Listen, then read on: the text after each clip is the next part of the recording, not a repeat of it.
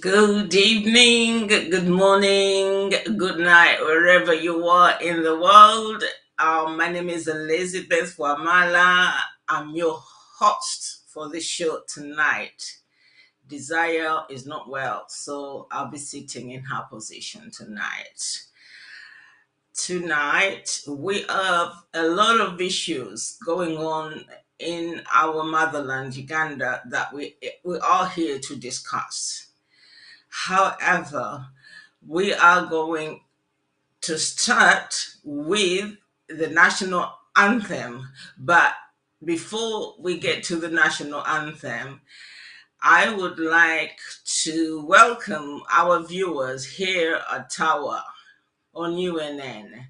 I'm hoping that you're going to have a good show. Let's hear the national anthem, and after that, we will welcome our guest. Thank you.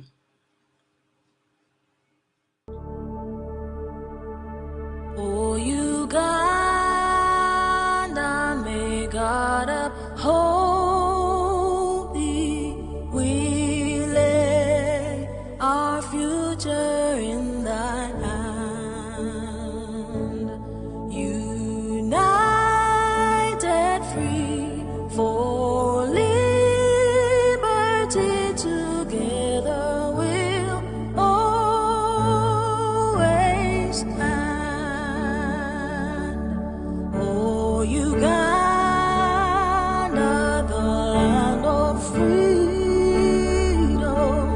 our love and labor we give,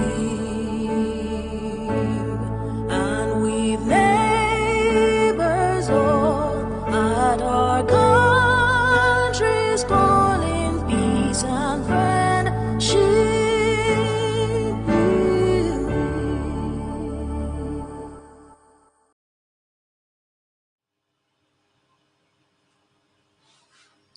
Welcome back from the Ugandan national anthem.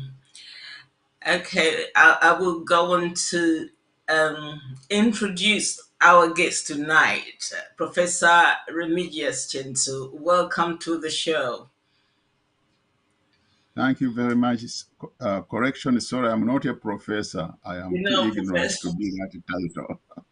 you're more Well, than. ladies and gentlemen watching us today, thank you for joining us on this beautiful Sunday.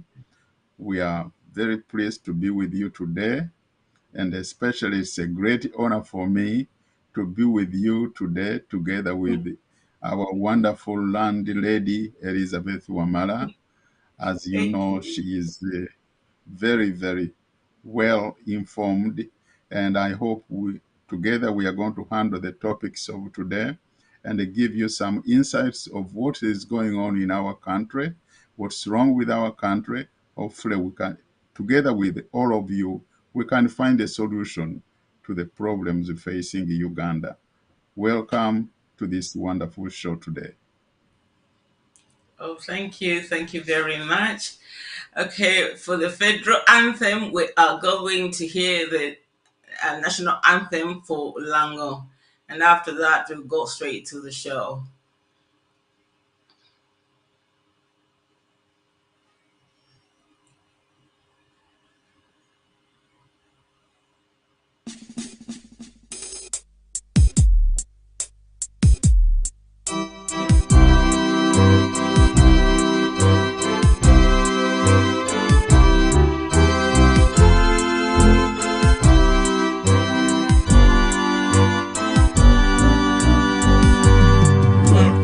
Kutokana kwa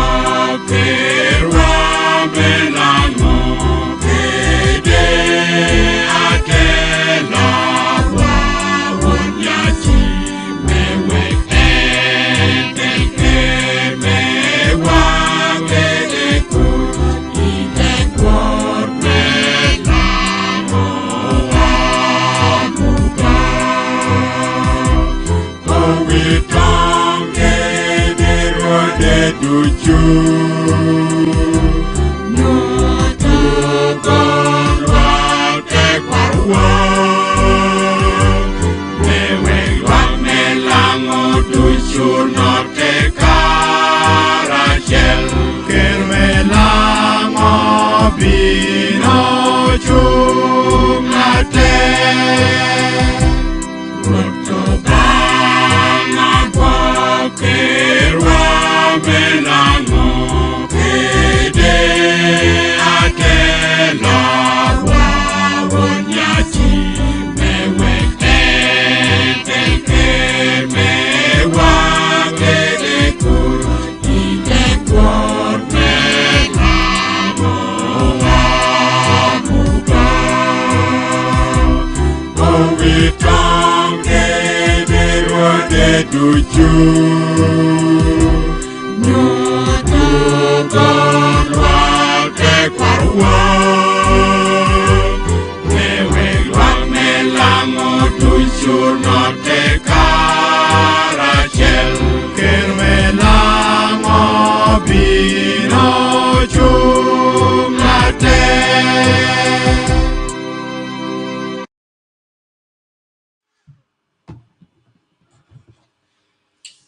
Welcome back to Tower at UNN.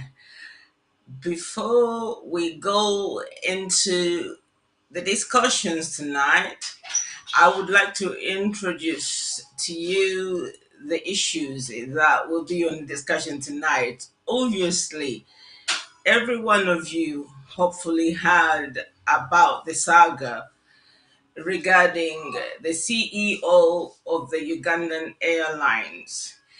The fact that she gets the job without being interviewed, the fact that she has awarded herself a salary. I don't know whether she has actually awarded herself that salary or whether it was awarded to him, because my understanding is that when a role is advertised, usually it's those advertising the position that will decide how much the person who is designated with that role is going to get.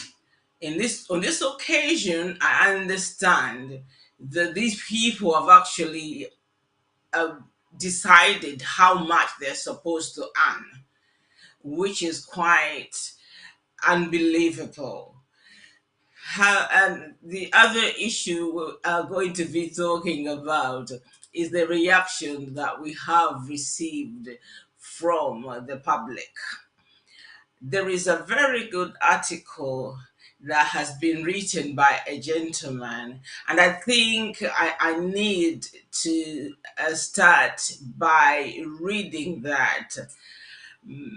Um, I would hold on. I think I have put it here on the screen. If you can bear with me, yeah. Okay.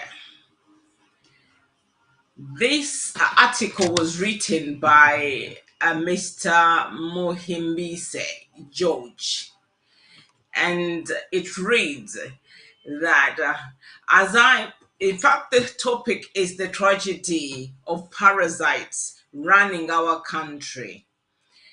He goes on to say that as I penned down this article, I reflected on the Luganda adage saying that Seusiru Wanjoka Bujirisa Nanyiniyo. Loosely, this is translated that the foolishness of worms makes them eat their host. Of course, when the host dies, the worms will also die. It, it is quite devastating speaking about Uganda and its state of affairs, where scandals compete for the headlines in our news outlets. So much that we have gotten used to them that the best we can do is to make fun of them, and life just continues. From State House, I mean, these scandals run from State House to Parliament, from central government to local governments. from public institutions to religious institutions. The scavengers are on the rampage, feasting on the carcasses called Uganda. It is indeed a carcass because everything has been stolen, and we are a skeleton of what we ought to be.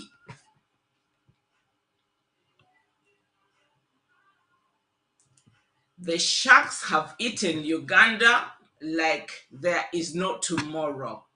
Their bellies never get filled like bottomless pits. A sense of shame buried, integrity lost, and impunity at its highest. They have amassed everything as if they will stay forever, a privilege they take for an inherent entitlement. As he kept pondering on the news regarding the incompetent CEO of Uganda Airlines, a one Jennifer Bamturachi, tears flew in my eyes.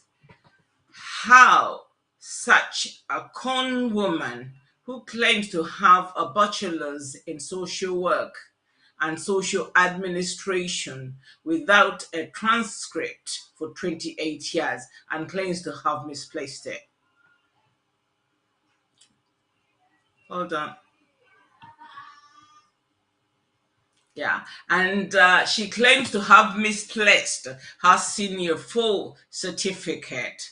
Somehow, fraudulently got appointed to a head of national airline is quite bewildering. That such a person without valid academic qualification gets appointed to a job she never applied for and pays herself 87 million shillings monthly salary, an amount that can pay 200 primary teachers or even or enough to construct two classrooms, and moreover earning this huge pay from an entity that is making losses in billions despite hundreds of billions that government has sunk in it. This is not only disappointing, but it's also unacceptable. Imagine a CEO who misplaces her O-level certificate and doesn't bother to locate it and fails to pick her transcript from university for 28 years, being trusted with the national airline. And you wonder why it is making losses? Isn't this what God says in Matthew 7, chapter 7, verse 6? That do not give what is holy to dogs, and do not throw your pearls before pigs, or they will trample them under their feet and turn and tear you into pieces.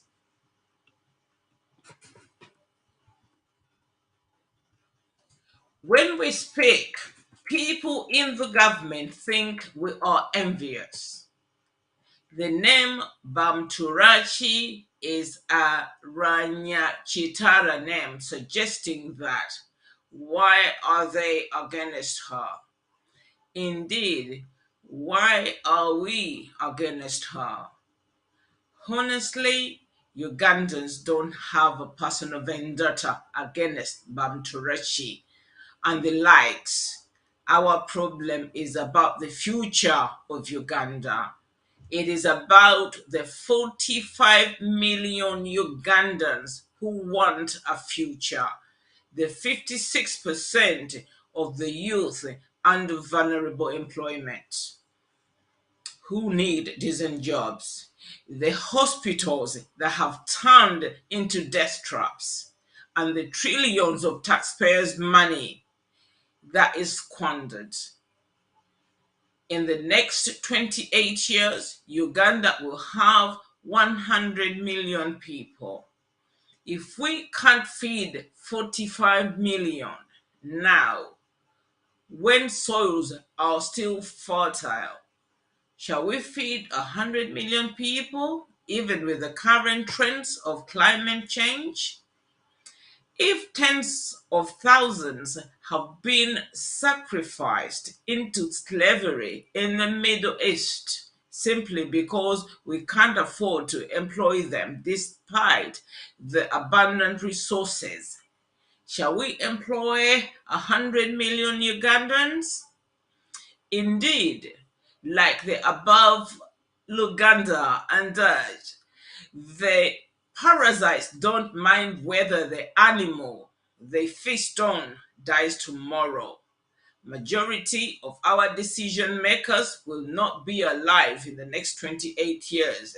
I am talking about, okay, sorry.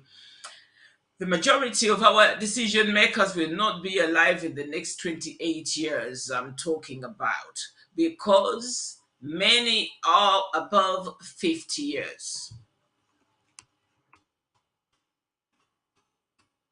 The parasites don't care whether the airline is making losses or not, and whether it deserves competent management to help it make profits that can at least be stolen later, because they don't mind about the future. They would rather eat the seeds as long as the owner of the garden can provide more, thanks to the Ugandan taxpayer. The public servant salaries are delaying. Many government projects are on hold, and the finance minister says there is no money, only for Parliament to discover over, is it 17,400 billion, that is 17.4 trillion of borrowed loans lying idle on their accounts without being used. Some having spent over 10 years as taxpayers shoulder the burden of paying interest for those loans. Isn't it the time for us to save ourselves from these parasites? So, Mr. Chintu, I want you to come in and talk to us about what is happening, about what this gentleman has relayed in his article. Thank you very much. That article makes anybody with a sense of understanding and a compassion feel like you want to throw up.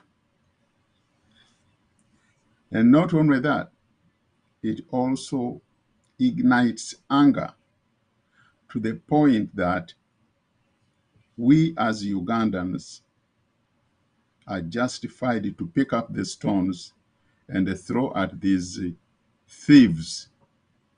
You call them parasites. I think that is a very polite way to handle it. But we should have used something stronger than that.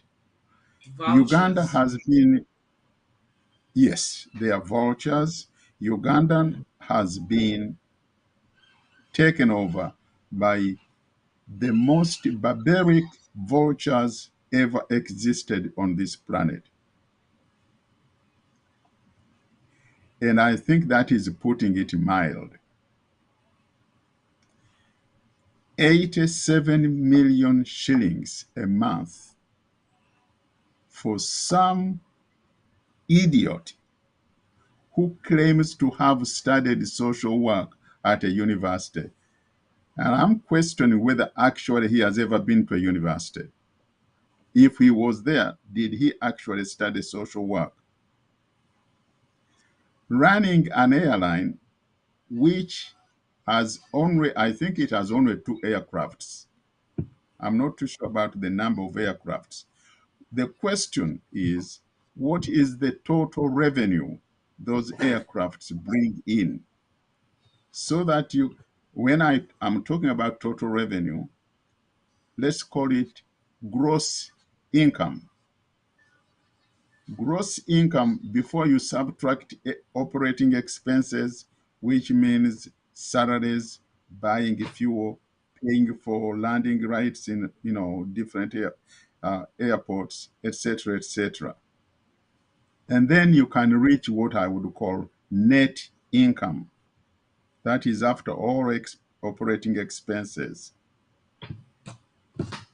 I have no access to their balance sheet, but I can make an intelligent estimate that that aircraft or those two aircrafts do not bring in 87 million shillings per month as income, gross income. I doubt it. I seriously doubt it. If they do, they do not bring in much more than that on a monthly basis. Now, the other question which rises out of this issue, this woman never applied for the job. She was thinking about it. And all of a sudden, the job was landed to her. The only time she said the truth is when she said, this was a gift. Yeah. Certainly, we have all ever received gifts. Not too long ago, I received a wonderful gift from a friend after my celebration of my birthday. In the first place, I was not even expecting something from this gentleman. And all of a sudden, he sent me a very nice gift. I'm not going to say it, but it was really wonderful. I was shocked and surprised. I thanked him for the gift. In any case, you never know when and where and how the gift is going to come. Mm-hmm. This was a gift to her. The question is, what made this man give her this gift? I have told you about a friend of mine who gave me a birthday gift because I know he is a friend of mine. We have known each other for more than 30 years. So it is a nice surprise.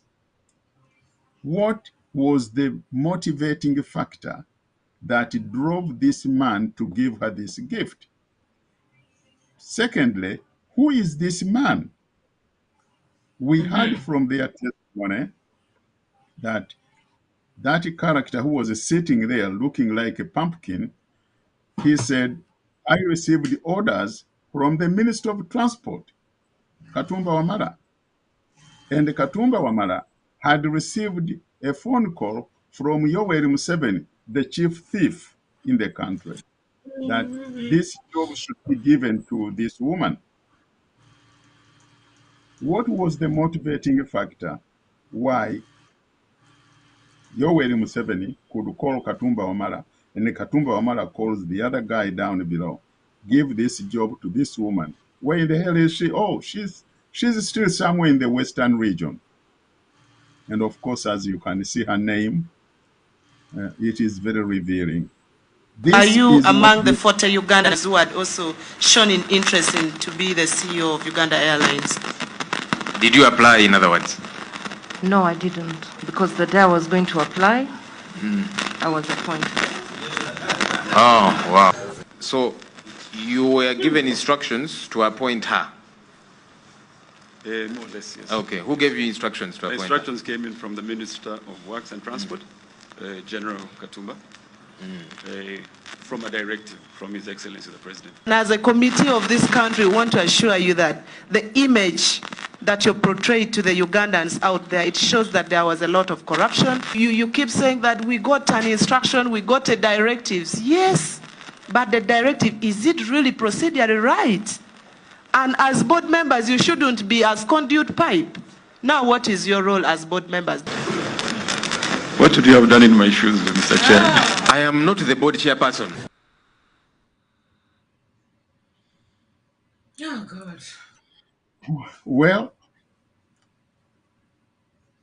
Mama Elizabeth, if I was sitting in that committee, That would have been the end of our operation for that day.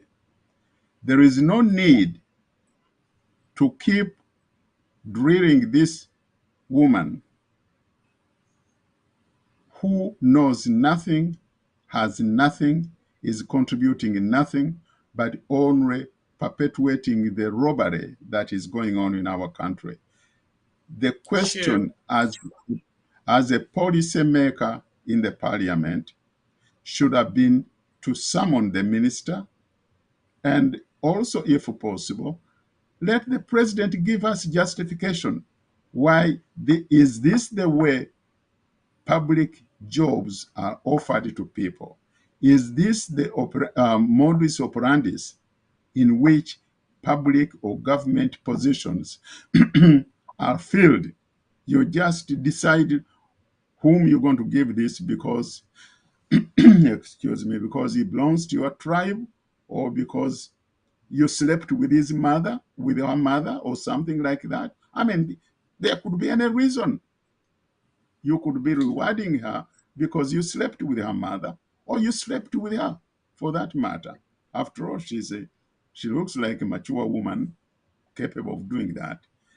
What the point is, these people who gave her the job without her applying for it are the ones who should be grilled. And this woman should be told right there and then, we as a parliament decide today that you are no longer working with this airline, period.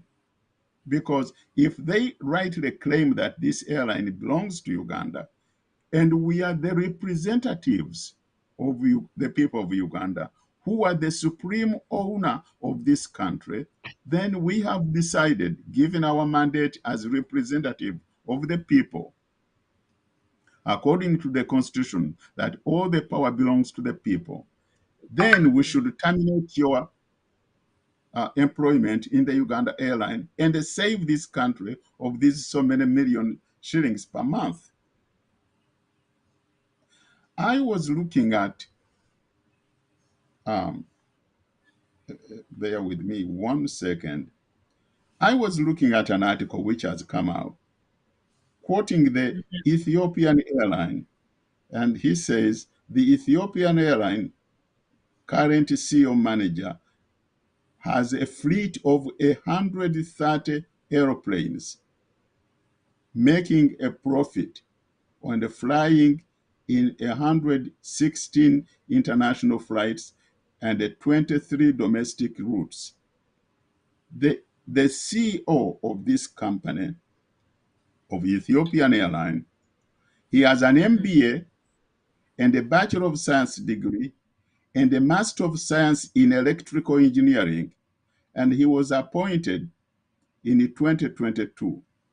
He joined Ethiopian Airlines in 1984 as an associate engineer and progressed through the ranks, serving in supervisory and managerial positions before being made a CEO. You hear me? This I hear man, you. progressed, but they picked this jackass from somewhere in the Western region and they plant her in this position where she knows nothing, where her training or purported training she claims to be a social worker has nothing to do with the airline business. She has no training in electrical engineering. She has no training in transport economics. She has no work experience in any of these branches of this industry. And then she But says, but I deserve this gift. yeah, but Mr. Chintu, hasn't this been the pattern over the years? And isn't this the reason why our country has been run down? Even when Yes, there was a time I was in Uganda, and on because I was chasing up on my husband's murder investigation, But I came to realize that Kale Kayuhura, who was heading the police at the time, he was the Inspector General of Police at the time, didn't have a clue about the way things were supposed to be managed around police. And therefore, he was using Andrew Felix Kawesi as the conduit to deliver a service. But yet he was the one in the higher office and he was taking all the money and all the praise. There are so many situations where Mr. Museveni has handpicked people to to go to certain offices to run certain organizations without a care in the word whether these people have the qualification to manage those institutions. He does that all the time. And for me, it shows a person who doesn't care about what happens to those institutions. Because if you want an institution or an organization to survive, I cannot see how you cannot be careful about who is supposed to be in charge of running it. And the same goes for this airline. You are absolutely correct. Museveni has displayed that ugly characteristic ever since he came to power in 1986. I recall very well how they managed or they drove the Uganda economy into the ditch by appointing people on the basis of which tribe they belong to. You may remember the name, many names, the guy who was put in the Uganda Commercial Bank. I think the name was Frank Mwine. Frank Mwine went to Dartmouth College and went to law school and entered the World Bank as a young professional and worked in the World Bank as Yeah. in the legal department. Then when Museveni took over, he made him the boss in the Uganda Commercial Bank. Now, this man had no knowledge, neither experience of Running a any bank. sort in a commercial bank.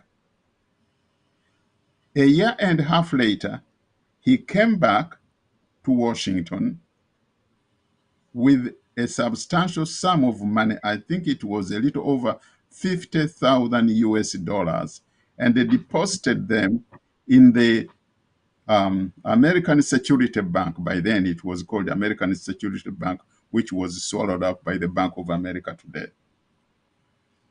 And I know that because I got that inside information during that time. And we were wondering where that money came from. And I understand he went and bought an island and built an estate there or a castle, whatever.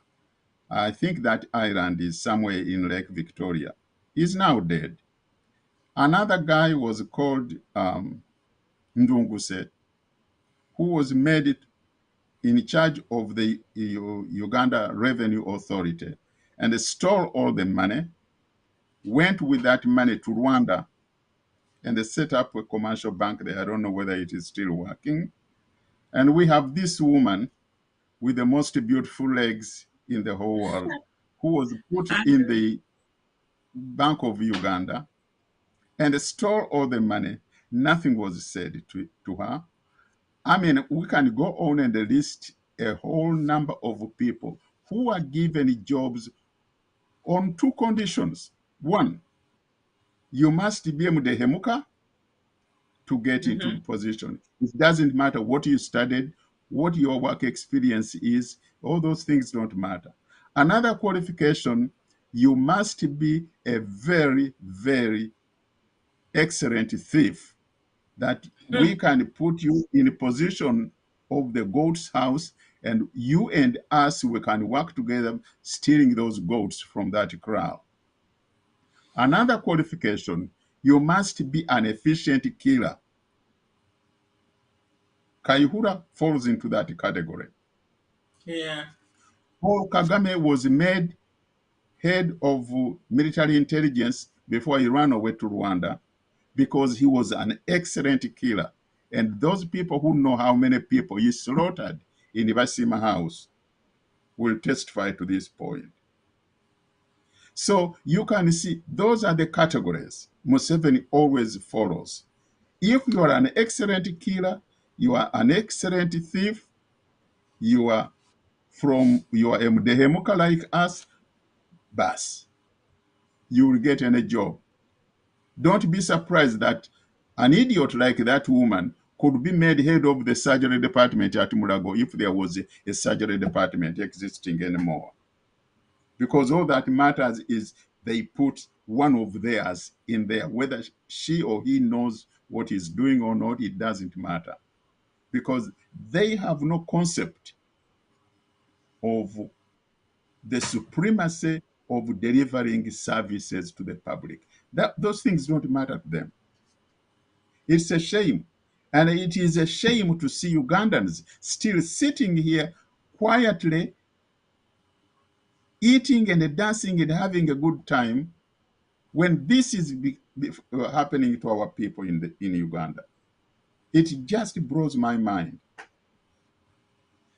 It does beat my understanding as well. You have talked about him not having the concept.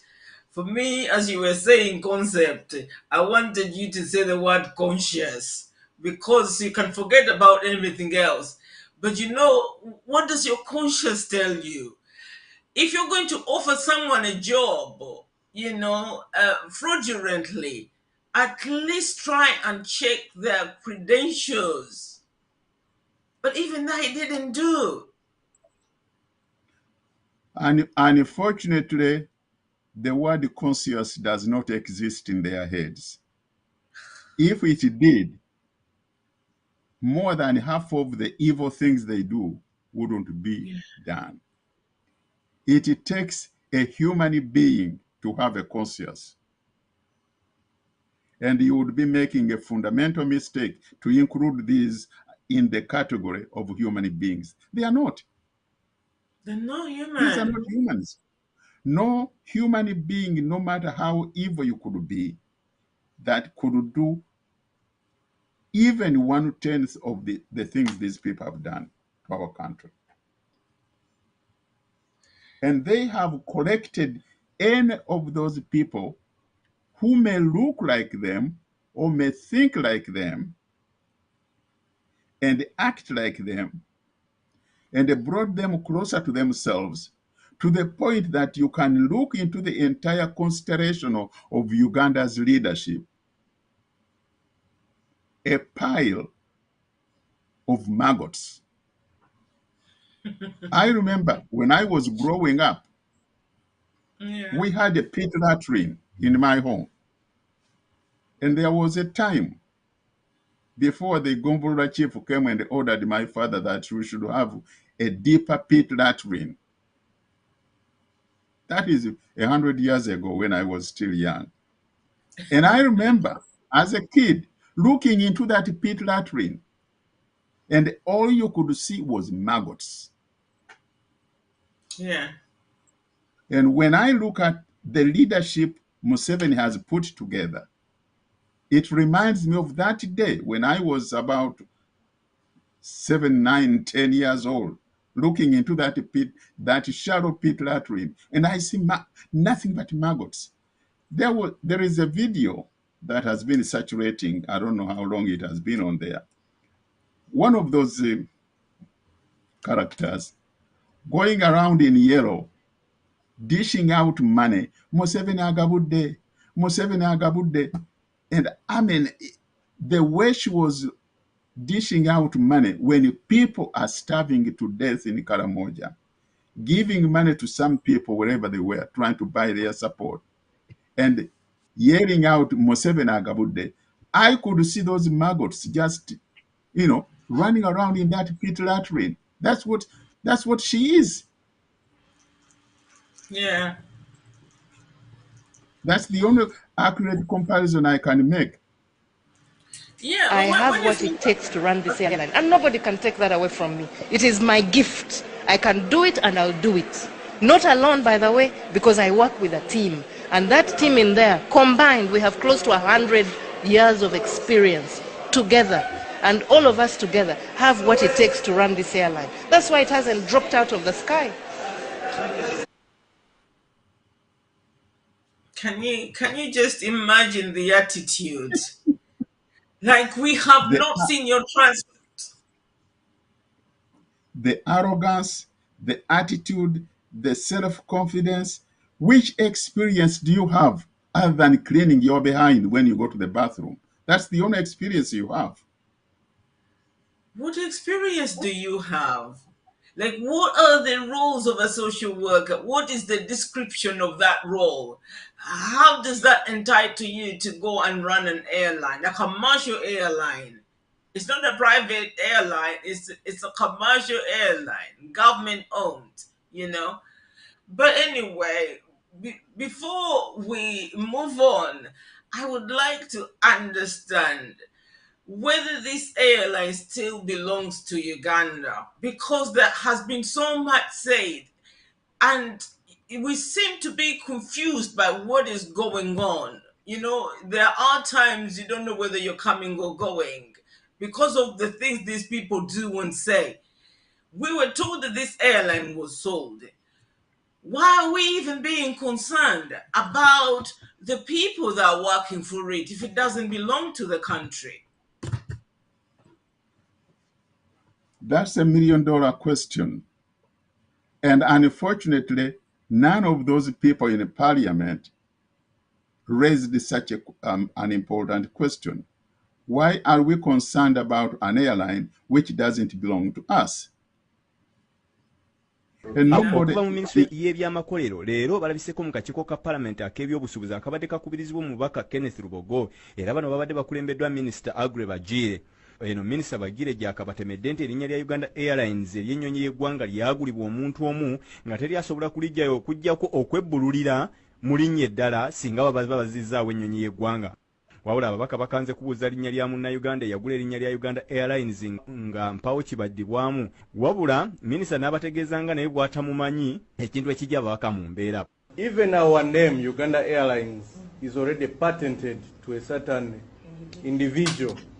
I would like to know from the minister whether it is true or not. And if it is true, what is the fate of our national carrier and who is it anyway? Uganda Airlines was liquidated. When it was liquidated, somebody Ugandan went there and was smarter than us, because maybe government should have booked that name and said never give it out. But it was given out. But if someone is in the government and we are entrusting them with information to do this work on our behalf and they take advantage, we will knowingly. I think this is something which we cannot really Mr. Chairman, at least it's not accommodate.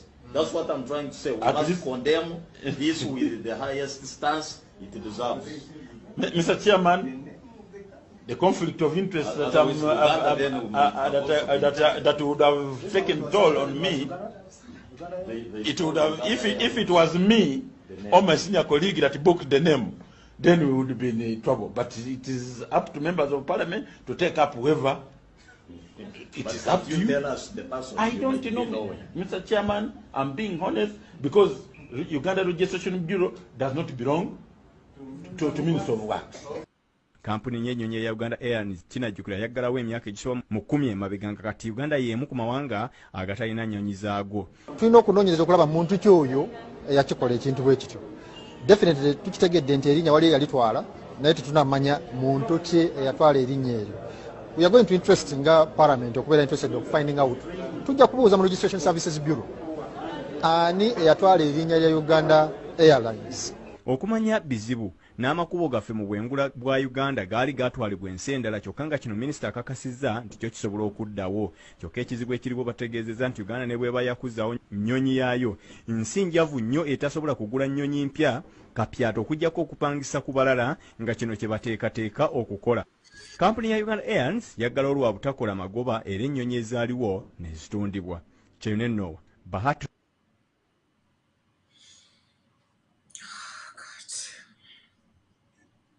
Well, you see, again, we are looking at professional thieves in positions of power.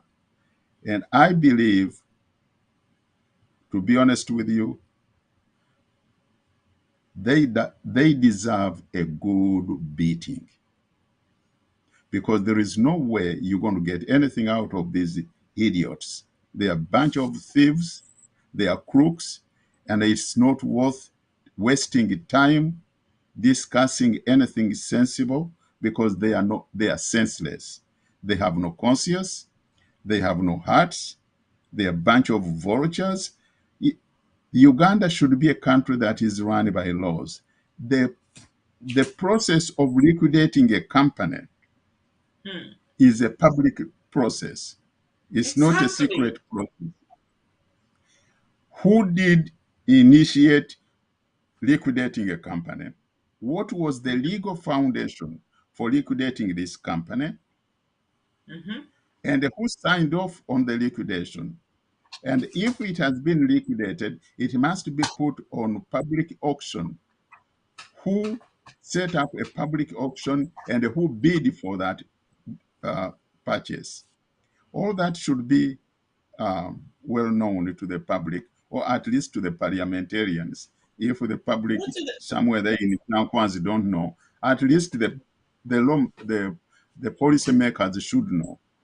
Two, if the name was patented, we can go to the patent office, and the records of the patent office are not secret. It should be known that so and so patented this name, and what was the foundation of patenting this name. All those questions have not been answered. Why do these parliamentarians go on with this kind of witch hunting when their fundamental issues are still hanging wide open? Nobody is touching them. Why? What are they afraid of? You see, I don't know. It makes me wonder what kind of people we have both in the so-called government, which now I wouldn't even call a government. It's a bunch of thieves and murderers, because that's what they are. They are thieves and murderers. Now, the parliamentarians are a bunch of wimps. Yeah. Real wimps. They are doing nothing. What they are supposed to do. They should stand on their feet. As I said at one of our shows before, I said one of the things that is missing among the so-called opposition leaders is adhering to what we call principles. There are certain principles which you must uphold and defend. As when we were talking about the demarcation of constituencies, how can you go in elections when the Western region has almost 300 constituencies and the rest of Uganda, North, East, and Buganda are sharing 200 constituencies? You just can't walk into it. It is synonymous to saying, I'm going to marry your daughter, but she's not coming to your house. She's going to stay here at home with her parents. Then why do you marry that woman? Why do you waste your time going to church and even pay the dowry? Because the parents have told you will marry her, but she is not moving from her parents' house. And of course, you are not allowed to move in their house either. So what's the purpose of marrying? Even a fool cannot do that. So what these parliamentarians are doing is they are doing precisely that. They are walking into something which they know has already been set up and controlled by thieves. And it shouldn't walk in there. Yeah, for me, I did say during the elections, because there were so many people from NUP that were saying that if Museveni stole the vote, they will not be working with him. And I thought that that was something that any legitimate person would do, because if you have standards you're talking about that you have to adhere to, then I cannot understand how you can join a parliament where you know that nothing is going to happen, that there's nothing you can change. It just doesn't make sense for me, Mr. Chintu. And I am looking at the investigation that is going on, because we had the Bank of Uganda robbery about 2 years ago when Bajenda was brought into parliament and was questioned. What happened? Have they recovered any money? Has she been charged? Then we saw this lady that has been elected to an office that is supposed to be carrying out the investigation or overseeing, people's earnings and incomes. The IGG's office. I mean, the lady went to, I don't know what that meeting was all about, but she was observed talking and I mean, talking about corruption itself. And she did mention that in order for us to stop corruption, we need to be looking at people's expenditures. If somebody's building a large house, you need to know where the money has come from. If somebody is paying for school fees or for their child's school fees, a child who is studying abroad, we need to know where that money is coming from. We need to compare what they're earning and what their expenditures are, And for me, I thought that that would have been a way to, if we were going to tackle corruption, that I thought we had somebody in office that would probably be able to deal with our corrupt leaders. But Museveni stood up, and it was like throwing water on a fire, and that so-called fire was turned out. He said to her, if you're going to talk about corruption or looking at people's earnings and expenditures and whatever, that you're going to send them abroad and you won't be able to get the money. At least we know that the money they're stealing is from the government and they're spending it here.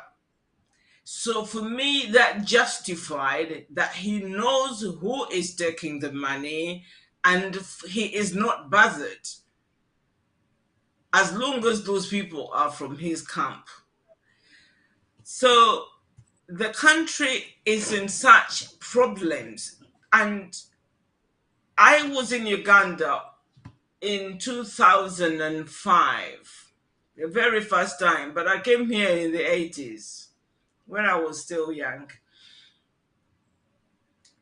When I returned to Uganda, I made an observation that almost every office was full of people who didn't look like indigenous Ugandans. But you know what surprised me, Mr. Chintu, was the fact that none of the Ugandan people or the people that I came across, that I spoke to about this, were bothered about it. Because after my husband is murdered, I moved from police station to police station. I mean, there's a time we went as far as Bukuma and Simbe. And every one of them looked like the other person. So I started wondering what happened to the indigenous Ugandans, like to other cultures, because not everybody used to look like Kamunyarando, these people with long noses. I saw a video yesterday of a Mr. Kayima. Mr. Kayima was one of the people that tried to derail issues to do with my husband's estate. he's now the person looking who has been elected to oversee the mines. There's a mining area that we talked about yesterday whereby the police or the army has taken over. Mr. Kaima seems to be the person in charge of that place. So what I'm trying to aim at, Mr. Chintu, is the fact that we as the indigenous Ugandans, or us as indigenous Ugandans, we turned a blind eye. We turned a deaf ear. I'm wondering, from what I'm hearing and what I have managed to observe, I tend to wonder how we go here without anybody realizing that a foreigner had taken over the country, and therefore he was trying as much as possible to instill every high position, every office, every organization, every government institutions with these people.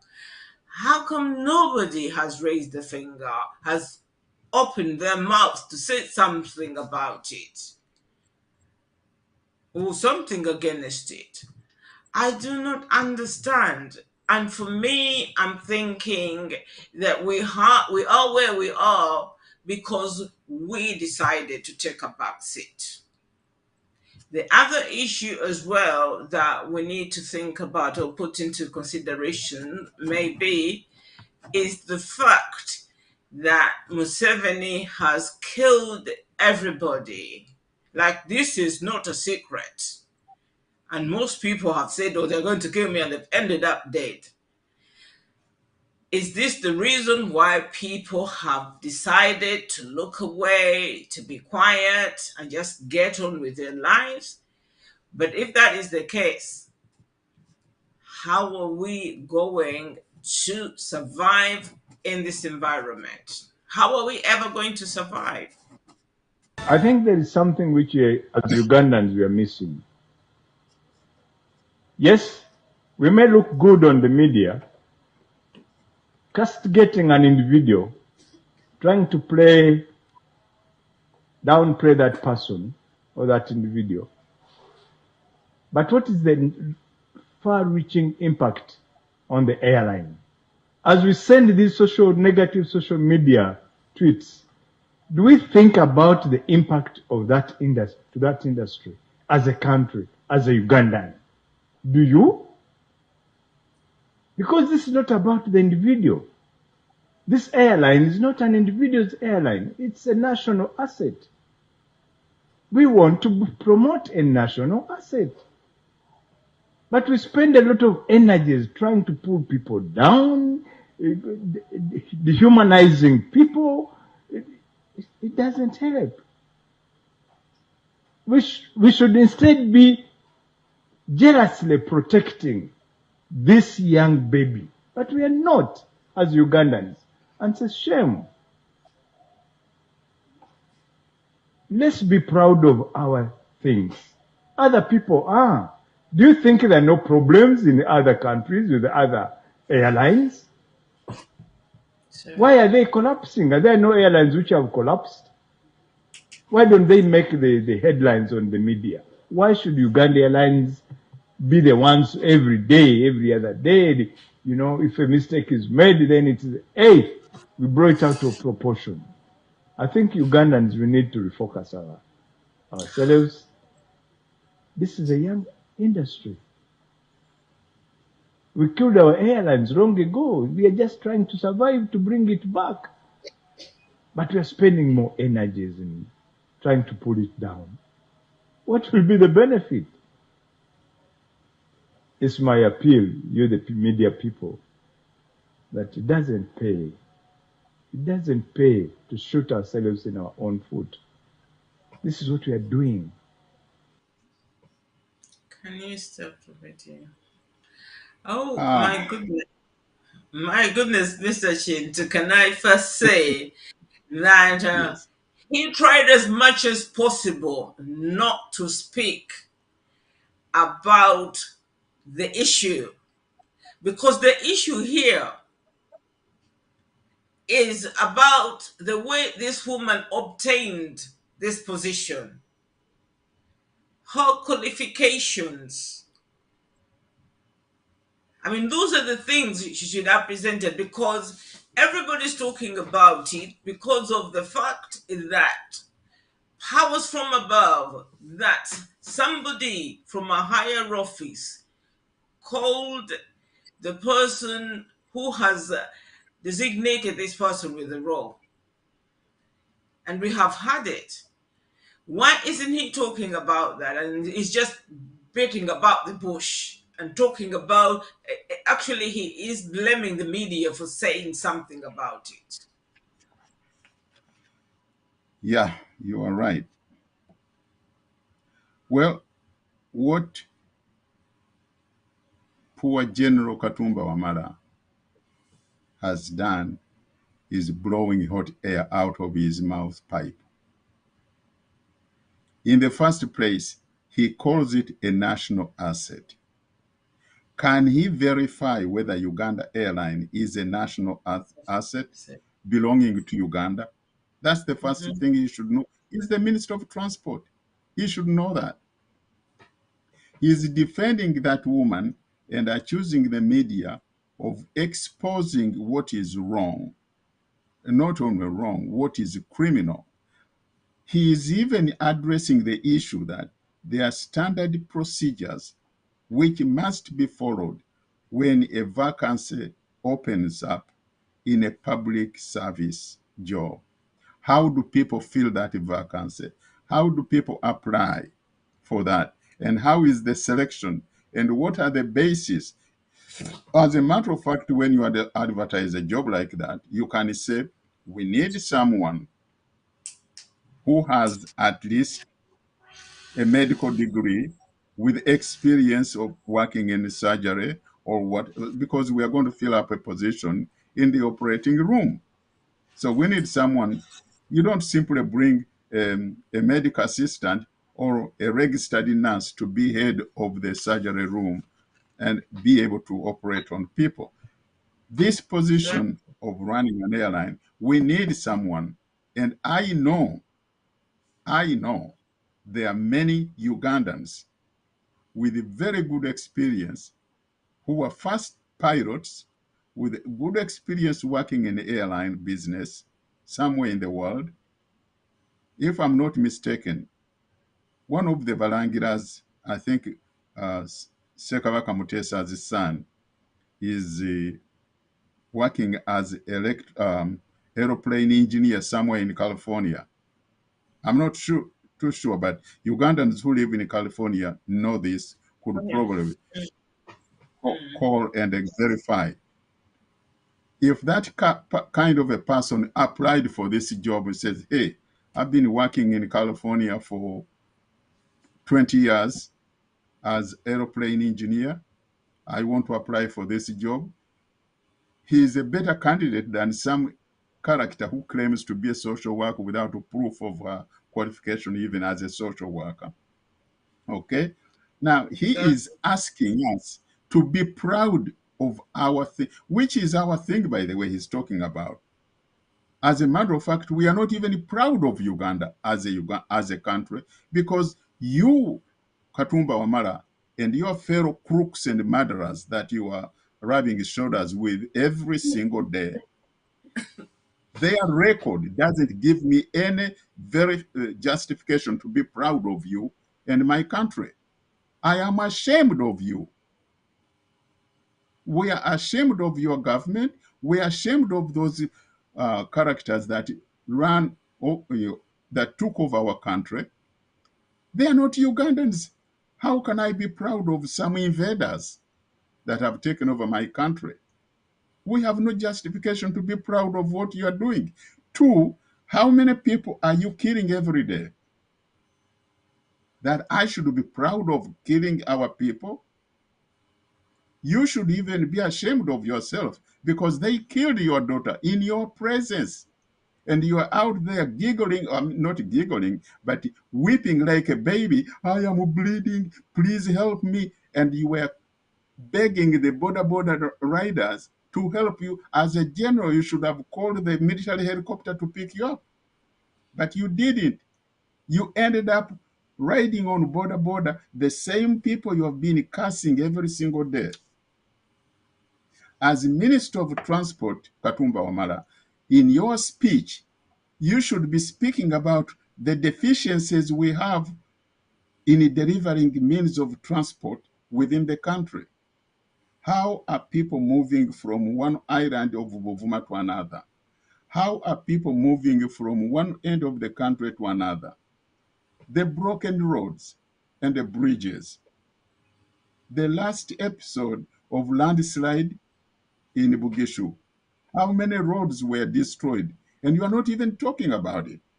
And I am sure because you don't possess a conscience or even a mind to think about what is going on in Bugeshu. The roads were destroyed. You are the Minister of Transport, and you are out there opening your hot pipe, telling us this nonsense, telling us that we should be proud of our country. Which one to be proud of? Which actions have you delivered that we should be proud of? Katumba Wamala, I think you should go back to primary school and learn the ABCs of thinking. The majority of time when he has come out to talk, it seems as if whatever he's saying has been written down for him to say. He never sounds like somebody that can't stand on his 2 feet and say what he is thinking. Maybe his mind is twisted, just like the rest of them. After all, birds of the same feathers, fly together. So that is who he has become. He has not spoken about how he lost his son. Daughter. I have not had him talk about the investigation, because any loving father, anybody that loses a loved one, you want justice for your loved one. I have not had him say anything. So for me, it makes me think that he probably knows who killed this lady, you know. However, he will die with his conscience. He probably has his regrets, but at the moment he's too deep down into it to get out, because it will probably mean him losing his life. Well, he has already lost it, because with such a mind, he doesn't have a life in himself. What I would True. suggest to him, is he should go back and listen to that woman, the most honest woman they have in their team of thieves. She said, "Hey guys, don't blame me. I'm just a gate dog guarding the gate of the boss." Yeah. And I think that was a very good, honest statement, much as I disagree with her. But she was honest. She said, "Hey, nze ndi mbwa ya mukulu, nkuuma gate." Katumba Wamala should say the same thing, and we would be satisfied with that answer, much as it doesn't give us something to bite on. But we would say, okay, poor guy is mbwa ya mukulu ekuuma gate. They would kill your daughter and you are still mbwa at the gate. Tomorrow they are going to kill everybody around you and you are still at the gate. Because I remember after your daughter was murdered, you called your boss and behaved precisely like a dog guarding the gate. That's what you are. Too bad. It reminds me of what Jesus said when he was talking about Judas Iscariot. He said, "I just wish he was never born." Yeah. So I think we're going to take a break, and when we come back, I would like to speak about these people's behaviors from a psychological perspective, because we need to understand what is going on in their heads. Mr. Chindu, you have talked about these people. I don't think like they don't have conscience. But do they lack self-awareness?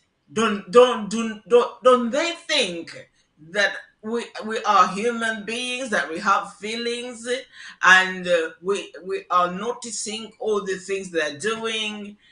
I just cannot understand. Sometimes, and I wish I could get into someone or inside someone's brain to try and understand why they behave in a certain way.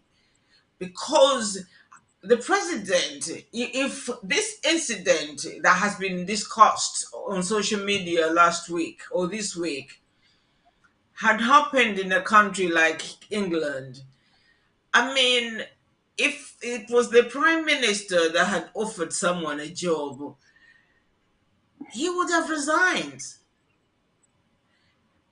If he had done it because of reasons known to him, he would have come out on the first day of this news breaking and explained why he did what he did.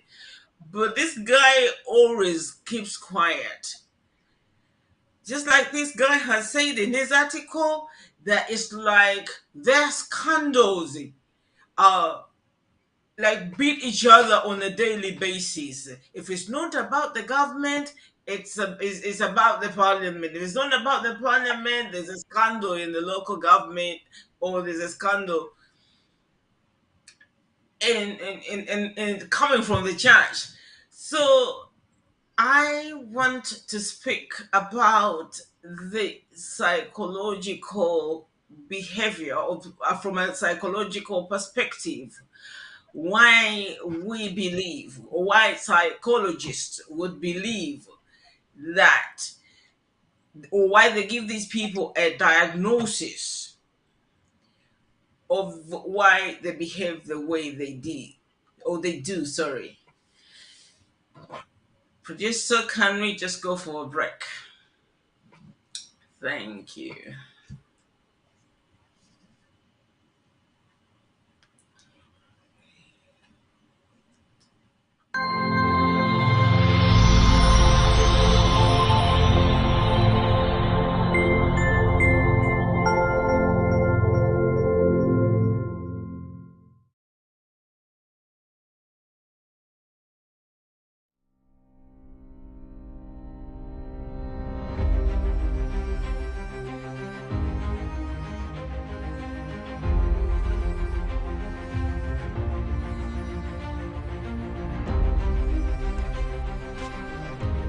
The importance of a federal system of governance in Uganda. 1. Federalism restores peace and regional stability. 2. Federalism promotes political participation. 3. Federalism encourages economic development across the country. 4. Federalism provides multiple levels of government action. 5. Federalism accommodates a diversity of opinions. 6. Federalism protects against tyranny of the majority. 7. Federalism promotes unity without imposing uniformity. Register today and join the UFCC assembly by visiting www.ufcc.uk.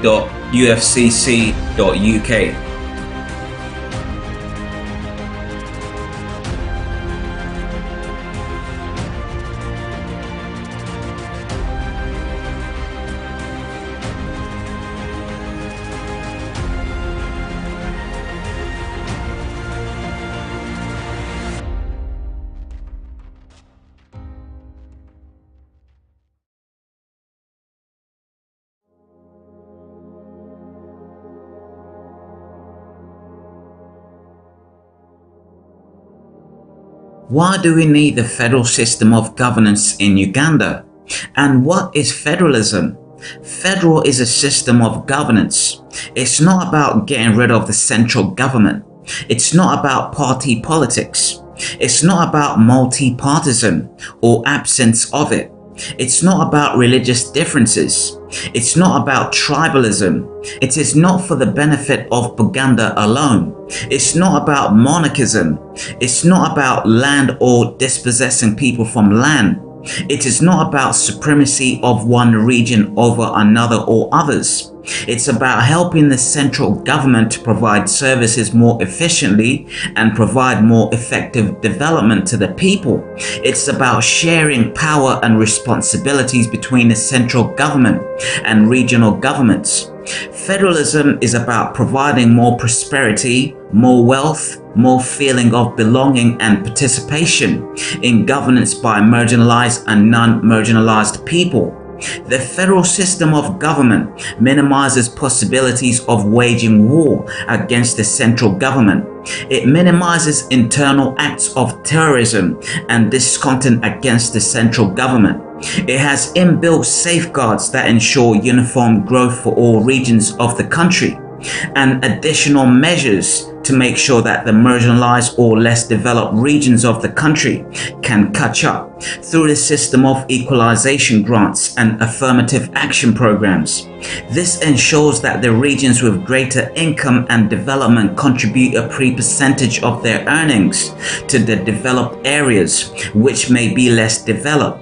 It should be noted that federalism, though different from decentralization, does not contradict or exclude decentralization. The two systems can and should coexist and complement each other at the regional level. Advocating federal does not mean or seek to get rid of decentralization from regional tier, nor does it mean getting rid of district MPs, LC leaders, or other regional government officials.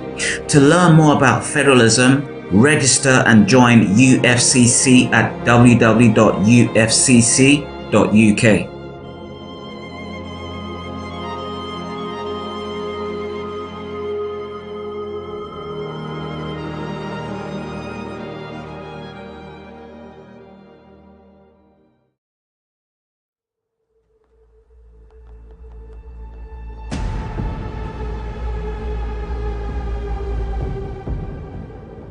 This is the man, Dr. Higiro, responsible for fixing and playing a pivotal role in making of the Ugandan constitution. He played a huge role in lobbying for Rwandese to be recognized as a tribe in Uganda. He was even a member of parliament for Remiega from 1989 to 1996. But there is more. He was also a member of the Constituent Assembly and the National Resistance Council. He was the Executive Secretary of the Constitutional Review Commission from 2001 to 2005. His death was announced on Friday, December 2013, after battling from cancer. A long-awaited documentary, How Uganda Became Occupied, a Country Within Another Country, coming soon.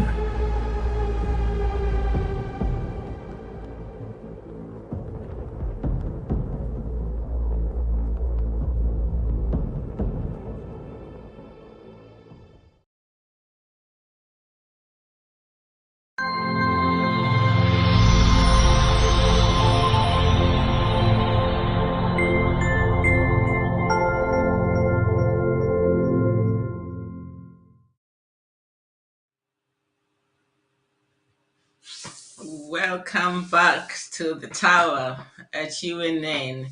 I hope you're enjoying the show and enjoying the discussion.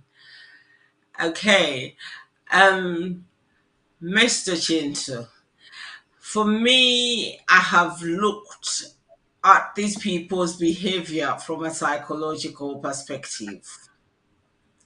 There is a diagnosis that falls well within what I have observed.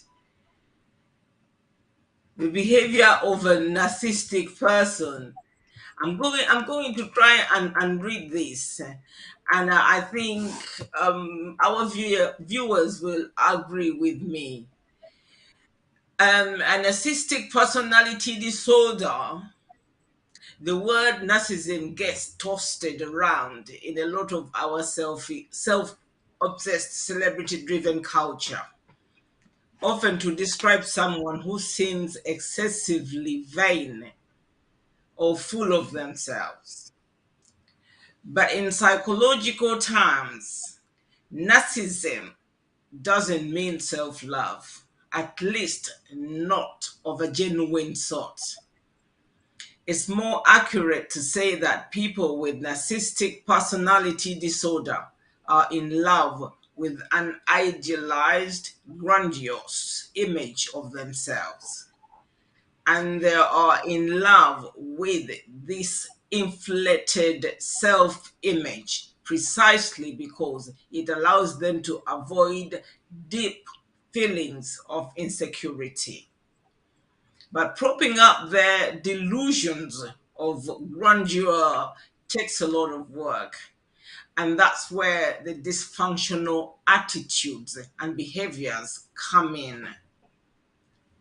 Narcissistic personality disorder involves a pattern of self-centered, arrogant thinking and behavior, a lack of empathy and consideration for other people, and an excessive need for admiration. Others often describe people with narcissistic personality disorder as cocky, manipulative, selfish, patronizing, and demanding. This way of thinking and behaving surfaces in every area of the narcissistic's life, from work and friendships to family and love relationships. These people are extremely resistant to changing their behavior, even when it's causing them problems. Their tendency is to turn the blame onto others. What's more, they are extremely sensitive and react badly to even the slightest criticism, disagreements, or perceived slights, which they view as personal attacks. For the people in the narcissistic's life, for the people in that person's lives, it's often easier just to go along with their demands to avoid the coldness and the rages. However, by understanding more about narcissistic personality disorder, you can spot the narcissists in your life, protect yourself from the power they play, and establish healthier boundaries. Kakati, bannange njagala muwulire abantu betudiilinga nabo, be bantu abatafuddeyo, abatali sympathetic, tebalina empathy, tebalina self-awareness, bali self-centered, buli kintu kyonna ky'oyinza okulowooza behavior embi yonna bagirina. They're not patient, bali self-important, balowooza nti bali better than all of us. Nze ndowooza bwebwo obuzibu webuvudde okuba nti even when we have raised our voices, we have not been heard because of this personality. Mr. Chint. This is Natalia Namuli, aged 79, who allegedly was compensated 2 billion shillings in 2021 for her land government took over in Kagadi district. However, search by COSASE members and the CID has concluded that Namuli never received any of this money and has no claim on the said land government compensated. The money came through, Mr. Chair. And was that money paid to this lady, Natalia? That is what my colleague informed me, that the money was... You are a signatory to the account? Yes, I am. I signed a check, and once I sign a check, my colleague can walk to the bank and withdraw the money. I don't have to be there with him, Mr. Chair. But apparently he withdrew the money and brought some of it and paid the firm. So which means you had interaction after he had come from the bank. Please tell us the truth. Using Namuli's name, the committee found out that state lawyers Kyle Lubega and Richard Buzibira of L&B Company Advocates allegedly secured the powers of attorney over the late Antoine Kalete's estate. Despite earlier claiming that he had interacted with Namuli, Lubega today changed his statements. And he said, I rang Natalia yesterday, and she gave me instruction to represent her here. I don't know whether you remember that. And now he is denying everything, putting it to Buzibira, who is not here. Have you spoken to Natalia again? Do you know how she is? Because we are wasting a lot of time here. She's a very important witness, and we do not know. You may find that even Buzibira has traveled to go to Natalia Namuli. I apologize for my earlier statement, and I retract it. I only got to the information that my colleague had contacted the client after we received summons from court, but I never interacted with her. The committee further learned that the two lawyers on 7th May 2015 forged the signature of former High Court Judge of Masindi Rafa Ochan, purportedly issuing them letters of administration over the estate. In his letter to the committee, Ochan clarified that by 2015, he had retired as judge 2 years earlier, and that by that time, he was already acting as the chairperson Public Service Commission.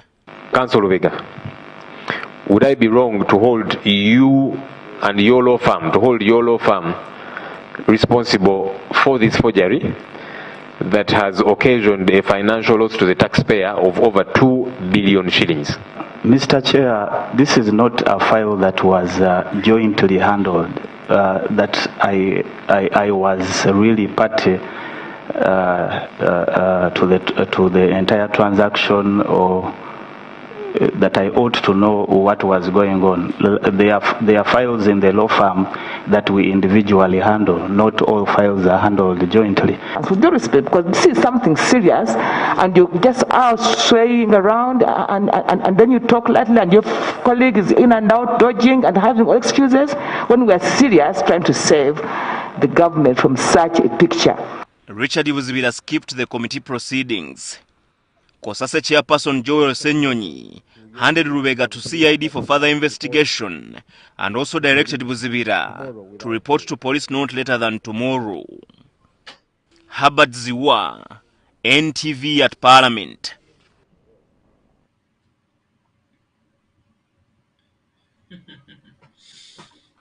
That's the word that video was played, but yeah.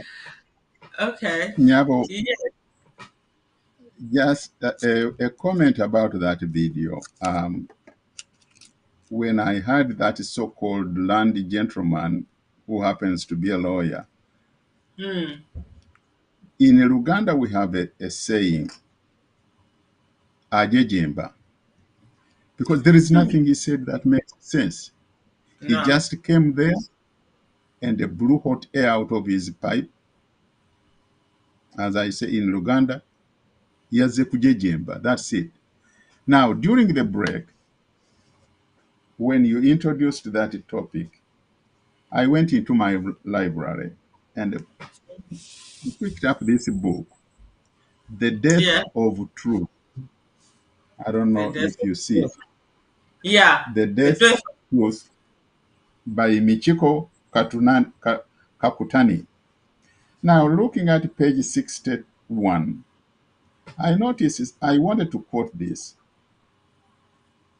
The culture of narcissism and what Tom Wolfe Memorial termed the me decade, a tidal wave of navel-gazing, self-gratification, and attention craving that these two authors attributed to very different cases. Locke saw narcissism as a defensive reaction to social change and instability, looking out for number one in hostile, threatening world. And that's what you have described in a much more professional way. Then, going back to my old book, which I always tell people, I think I advised some people to buy it. I know there is one or two people who went and ordered it. This book, The Basic Laws of Human Stupidity. On page 51, he says, essentially, stupid people are dangerous and damaging because reasonable people find it difficult to imagine and understand unreasonable behavior. Definitely. We cannot even attempt to figure out how these people react and behave.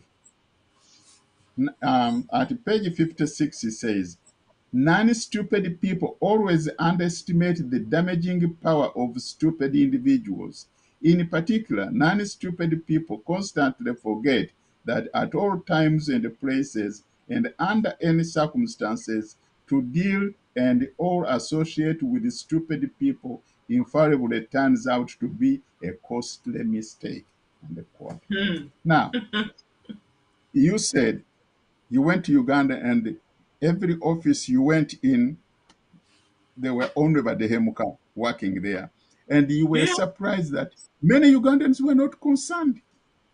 Yeah. Them, it didn't bother them.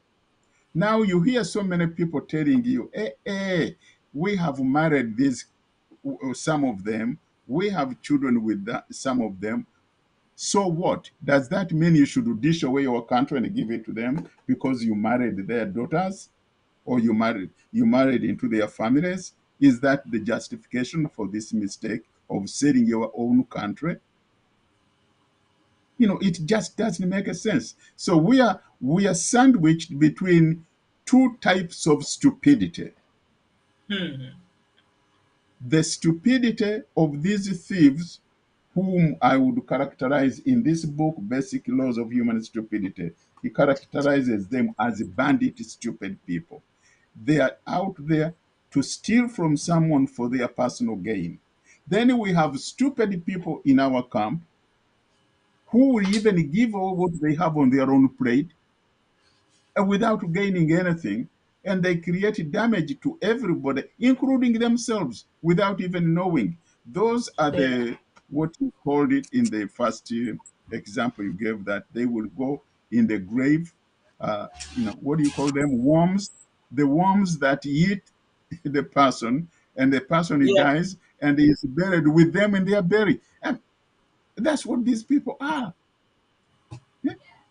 They do not even see the danger we are in, and they are out there dancing chalenga. It's very unfortunate. So we are sandwiched between the two camps of stupidity. And this has to be corrected. However, the only way it can be corrected is we have to find a few individuals who do not belong to any of these camps and forge out a positive, constructive solution. Because you and I know that no matter how dark the room is, all you need is light, one candle. And that one candle is going to chase away the darkness very instantaneously.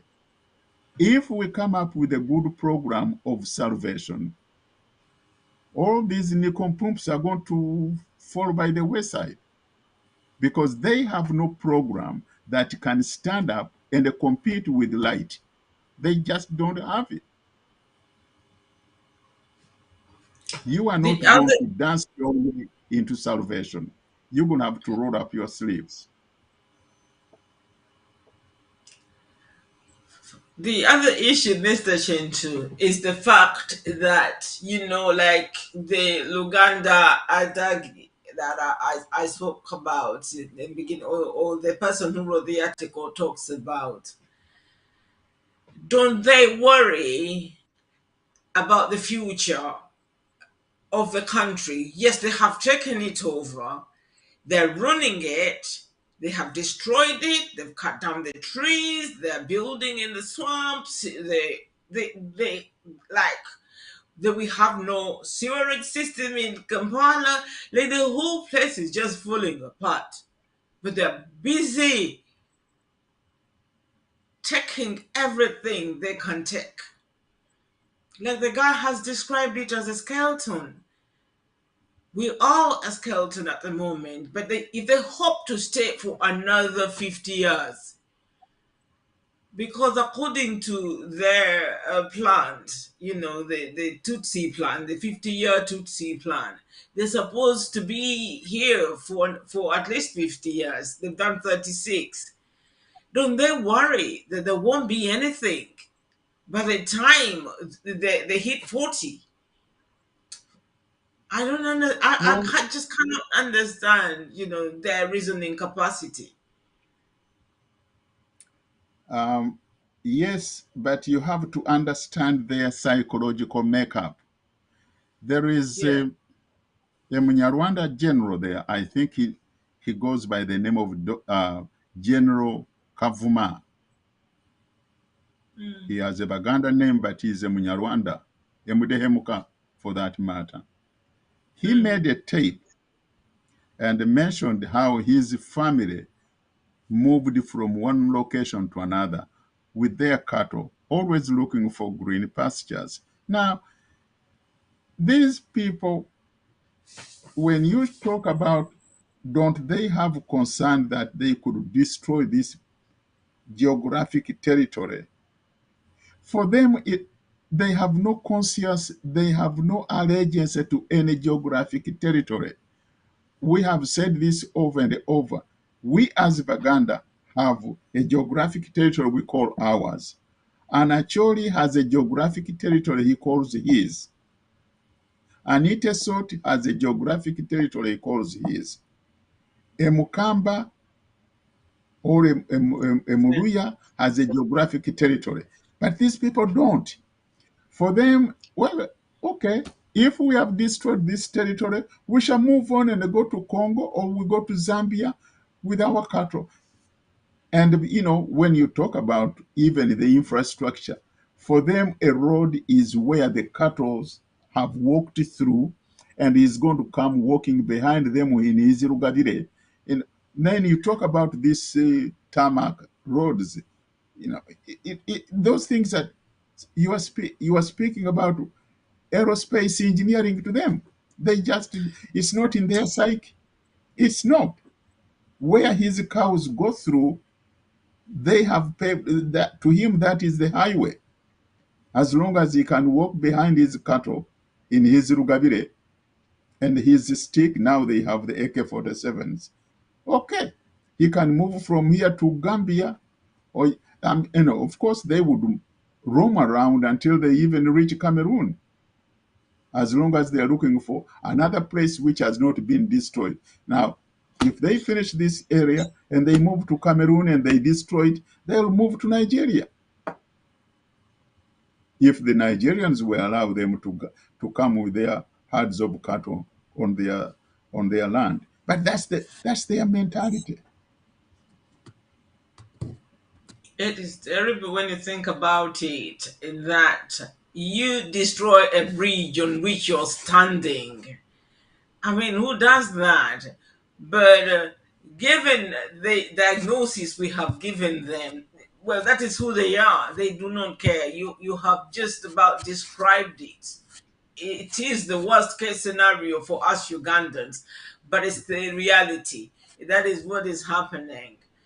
Because unless Ugandans woke up, Mr. Shinso, for me, I feel, this week in particular, I was quite overwhelmed about what is happening in Uganda. There are other things, that you go back, you reflect about what has happened.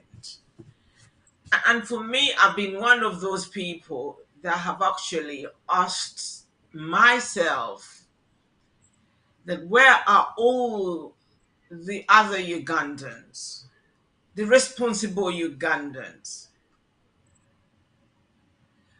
the Ugandans with integrity? Why have they kept quiet? But then my experience also has been that these men of integrity have joined the thugs, the robbers, the criminals that invaded our country, and they're doing everything they can to get anything they can get out of it. A good example is the judges in the courts of law.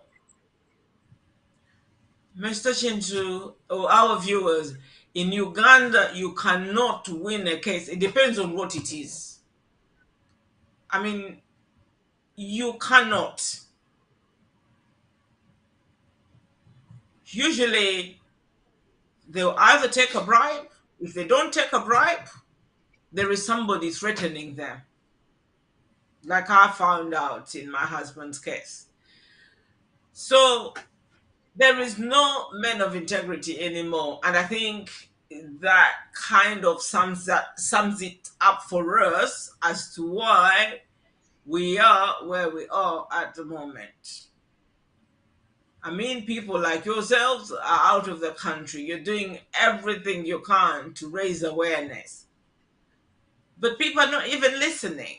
The program we showed yesterday, we aired quite a few investigations from NTV.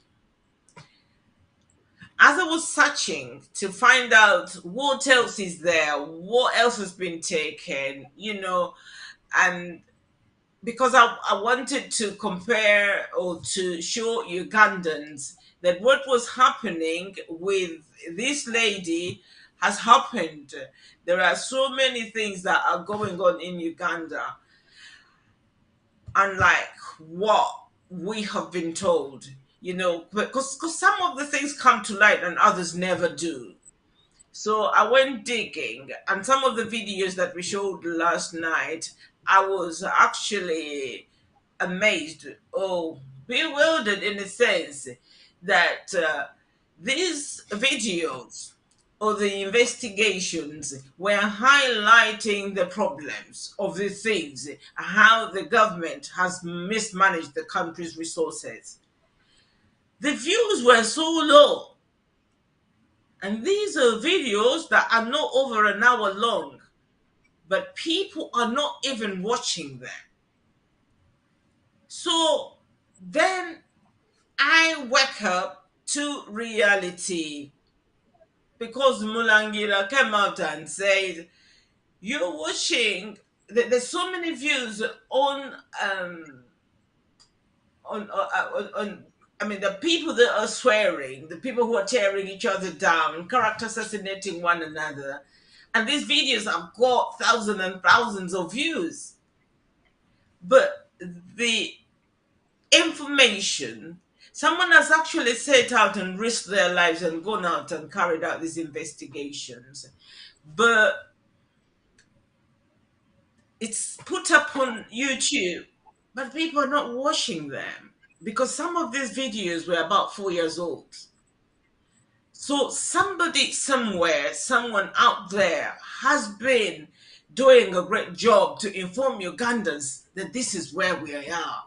This has been taken. This person has been taken off their land. The president is distributing land as if Uganda belongs to him. He is placing people in positions without checking their credentials, without a worry that these people will be able to run these institutions. That this person has taken this amount of money and the money belongs to the taxpayer. I mean, people have not watched this. And yet they come out to watch people like Lumbuye. Like 10,000 people will come out on one evening to watch him, especially when he disappeared and came back. That was the number of people that were watching him per view. So I'm just wondering what's wrong with us, Ugandans. And if we ever stand a chance of getting our country back, when are we hoping to start thinking about doing something about it? Very good question. As you've been narrating the tragedy of our country, Yeah. My mind was floating around on several issues. One is moral, ethical, and the cultural values were the first victims of NRM's regime. Once you have destroyed the moral, ethical, and the cultural values, then you have opened up the whole place for any vulture, any parasite, any hyena, anything to take. Then they introduced corruption. Those who are corrupt by stealing, as Museveni said, they are stealing from government funds. He admitted it because he himself is the chief thief. He is stealing from government funds and was justifying it because, as he said, that they are stealing from government funds and investing it in Uganda. These are the same people who are now giving an example of, as we say, of having arrived, of having succeeded. They are the ones who organize big weddings costing millions and millions. They are the ones who are showing off big houses with 17 bedrooms as if he has 17 wives. They are the ones Children. showing off everything, even the children. They are the ones showing off everything glamorous and giving an impression to the rest. If you join our camp, you're going to make it rich, and Museveni is going to dish out this kind of money. And that goes into their brains and it destroys their moral and ethical values. Then, when people have been totally destroyed through invasion of their moral, ethical, and cultural capabilities, then Museveni introduced two important things. One, glorifying sex with the Badehemuka women. Everybody, like when I was growing up, you were aspiring to go to high school, to senior secondary school, and get what they call the Cambridge School Certificate. Now, instead of craving for that kind of achievement, you are craving for an achievement to get a Mudehemuka girl. If you do statistical survey, you are going to find that this class of Ugandans that you would say they are in their prime time of building a nation, I would probably say 80 to 90%, if not more, have Badehemuka women as either as the first wife or as the second wife. And that blocks your capacity to ever think about your country because they influence you to think that everything is okay. Don't think in terms of Uganda. Forget Uganda. Let us have fun all night long. That's it. And at that time, you have been stupidified. The second thing is money. Those who cannot be stupidified by sex are stupidified by money. And that is where you find that people whom you would respect in cultural, religious, or other leaders are surviving or rather depending upon sacks and sacks of money being dished out to them under the cover of darkness because they are not doing it during the day. Yeah. And we know it because we have proof of this. And we have talked about over and over. But poor guys, their eyes are still blind. They are locked up in that darkness of sin. When you get people who can stand up and expose the truth, they are killed. That is why people like Sheikh Hamzat are dead. Yeah. But how many Sheikh Hamzatas do we have? And I'm saying Sheikh Hamzata not in terms of Islam, but in terms of religious leadership across the board. How many do we have? You can look None at around the moment. and you can find an answer, very easily find an answer. This is the tragedy of Uganda. Now, the young generation, which still enjoys, sexy expeditions, they are locked up in these Badehemka women. And let me tell you, none of them is going to provide a solution to Uganda's problem. None of those. Write them off. And there are many. Hundreds and hundreds. And there is another generation behind them which is also aspiring to be like them. Because in some cases, you might even earn some money when you get a Mudehemuka woman. And that is a very, very tragic situation. So we are fighting a war at so many fronts. As a matter of fact, and I'll be very clear about this, there is no better justification than this for Ugandans to crave for a Pol Pot, as they did in Cambodia some years ago. Because these indigenous Ugandans who have been trapped in financial corruption and sexual corruption, they are just as dangerous, if not more dangerous to the country than Mudehemuka himself. Because you know damn well, those Badehemuka are going to be the first ones to run out of the country when the music starts playing. But these stupidified indigenous Ugandans are going to be around. And they are the ones who are going to be telling. I was talking to someone last night, and we went back and talked about a coup which was planned by some Air Force guys during the Idi Amin's days. And this person at that time used to live at Baita Babiri. And she said that she knew some of those guys who planned the coup lived around her house. And someone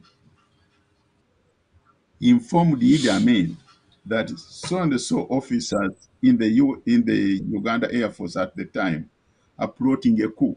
And Idi Amin reacted instantaneously and mowed them down before they even got off the ground. And I remember I met some of those boys who survived. They were locked. Those who were not killed were locked up and taken to Nakasero prison. I think it was Nakasero or somewhere, Mbuya prison. And later they escaped. One of them was Captain Kimumwe. I met that team of 7 guys who escaped. I met them and we worked together in Nairobi when we were working against Idi Amin. Now, who reported these guys to Idi Amin? It was a fellow Muganda. It was not a West Nile or a Nubian for that matter. No, a fellow Muganda is the one who went and informed Idi Amin that one waliwo Abaganda ba planning a coup bali mu Air Force. Can you imagine? That's why I'm saying these guys,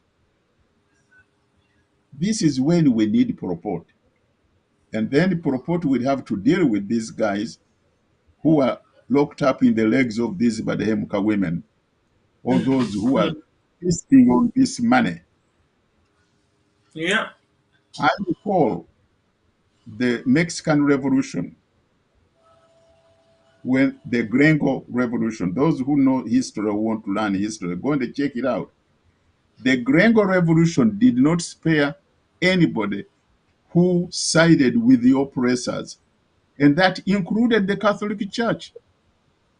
There was a period of about 30 or 50 years when the Catholic Church was outlawed in Mexico, much as that country is very predominantly Catholic, because they had chosen the Catholic Church leaders of having sided with the oppressors.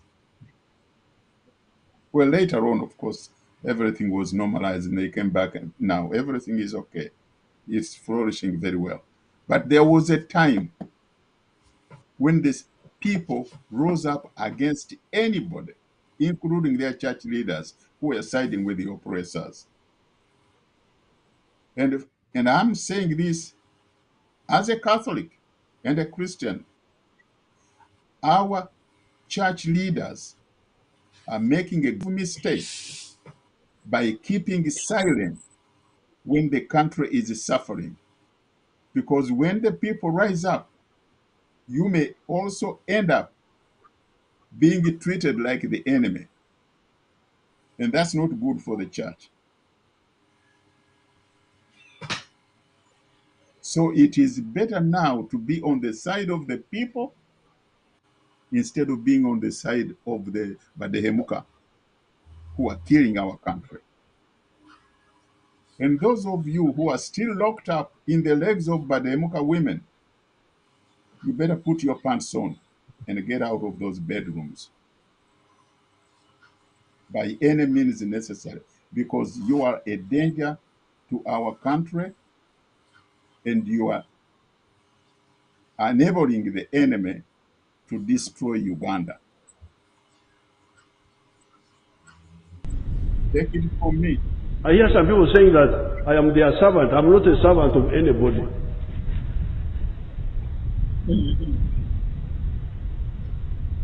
I am a freedom fighter. That's what I do. I don't do it because that I'm your servant. I'm not your servant.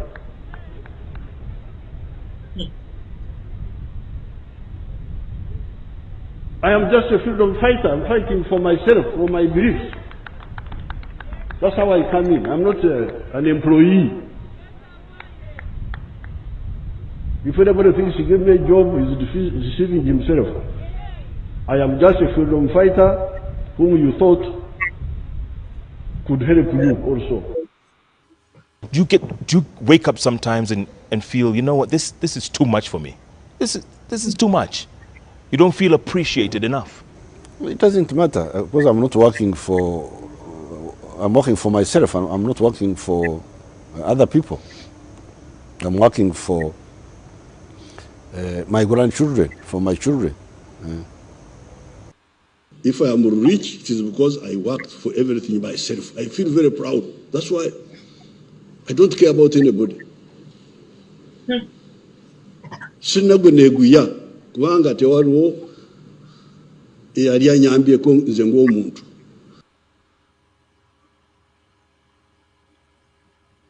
Mr. Chintu, help me respond to this.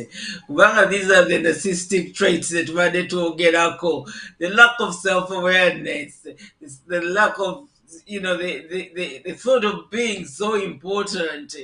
Nchoyinza okuddira abantu abakusasula omusaala n'ogamba mbu you're not employed by anybody. Yes, you're not employed in the actual sense, but you're the president of the country, and your role is to look after us, to make sure that every one of our needs is met through the government.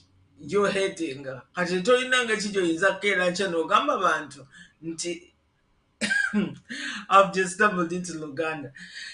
Totally good. Your freedom fighter. Like, is it still in war? Are we still in war? Maybe we are, and we're not. We're not aware. Well, what surprises me is that the millions of Ugandans who had that and they did nothing. Yeah. The devil can say whatever he wants. I mean, at least he has exposed his behind. Okay? He has exposed it. He doesn't need any towel to cover it up anyway. But you people who have seen it, what the hell are you doing or saying? You just walk away as if business is as normal. That's what surprises me. The guy tells you, I am not your servant. And those who thought that I am here to help them, you are deceiving yourselves. Okay. Now, if I went to a bar with a friend and my friend tells me, hey, don't think I'm going to buy you a beer, because I didn't come here to buy you a beer. Either I buy a beer for myself, and if I don't have money, I walk out of the bar. Yeah. That's it. But I'm not going to sit there like a pumpkin and watch him sip that nice cold beer, one bottle after the other, and I'm sitting there with my throat and my mouth just imagining how nice would it be if I had also a sip of that glass. I mean, come on. I know. Now you move the blame from this guy and blame you guy who are just sitting there like idiots watching him sip one bottle after the other. The problem is in our heads. As we say, have the people of Uganda been bewitched? That's a $1 million question. If they have not been bewitched, have we been made fools out of this situation? If we have been made fools, how do we get out of it? It is now up to us to get out of this situation and not allow this man to sit on us for another year, not even another day. We shouldn't. He And the has man told said, us. I don't care about anybody. You don't? And you are Yeah. in what you call state house? Move out of there and go and live in your chiraro. It's the arrogance he exudes, and he gets away with it each time. People don't seem to care. And I don't know. Anyway, we've been told that he has advisors, but he's the one that Now, advises them. he mentions that he has never been helped by anybody. We know damn well, if it was not Boniface Byanyima, that little fool would be out there herding cattle in Ankole. If it was not the teachers at Intale, what would he have been? If it was not Grace Ibingira and Obote who enrolled him into general service and they even gave him a job in the Prime Minister's office as a spy, because that was his job under the cover of general service. He can't even be grateful to Obote. If it was not the thousands of Ugandans, and particularly Baganda, of Bulemezi, Bururi, and other areas, the so-called Rural Triangle, who lost their lives fighting with him to gain power. And he says he doesn't owe anybody anything. And by the way, I know this for a fact because I have communicated with the people who were in that bush war for 5 years plus. They have informed me that the only person who ever went to the front line and shot a bullet is Dr. Kiza Besigye. But all these Banyarwandas who were in that war, including Museveni, Salim Saleh, Paul Kagame, Fred Rwigema, etc., none of them ever faced the enemy on front line. None of them.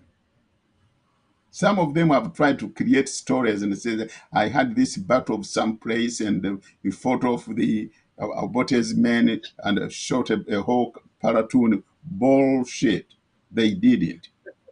Because those who were in the bush have confirmed it to us that none of these Banyarwanda ever went to the front line, including Yoweri Museveni. And yet, more than 500,000 people died in order for him to rise up and become president, or rather, and capture power.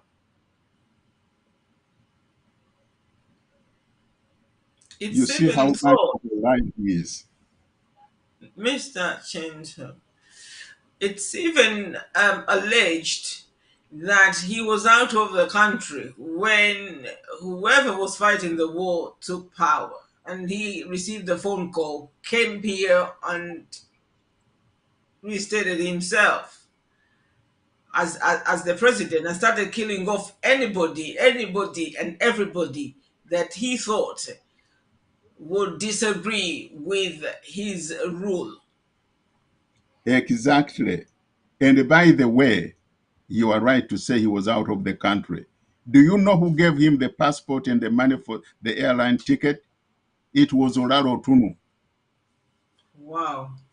Call Olaro Tunu to verify that statement. So then he stands And in he tells front of us he was us. never helped by anybody.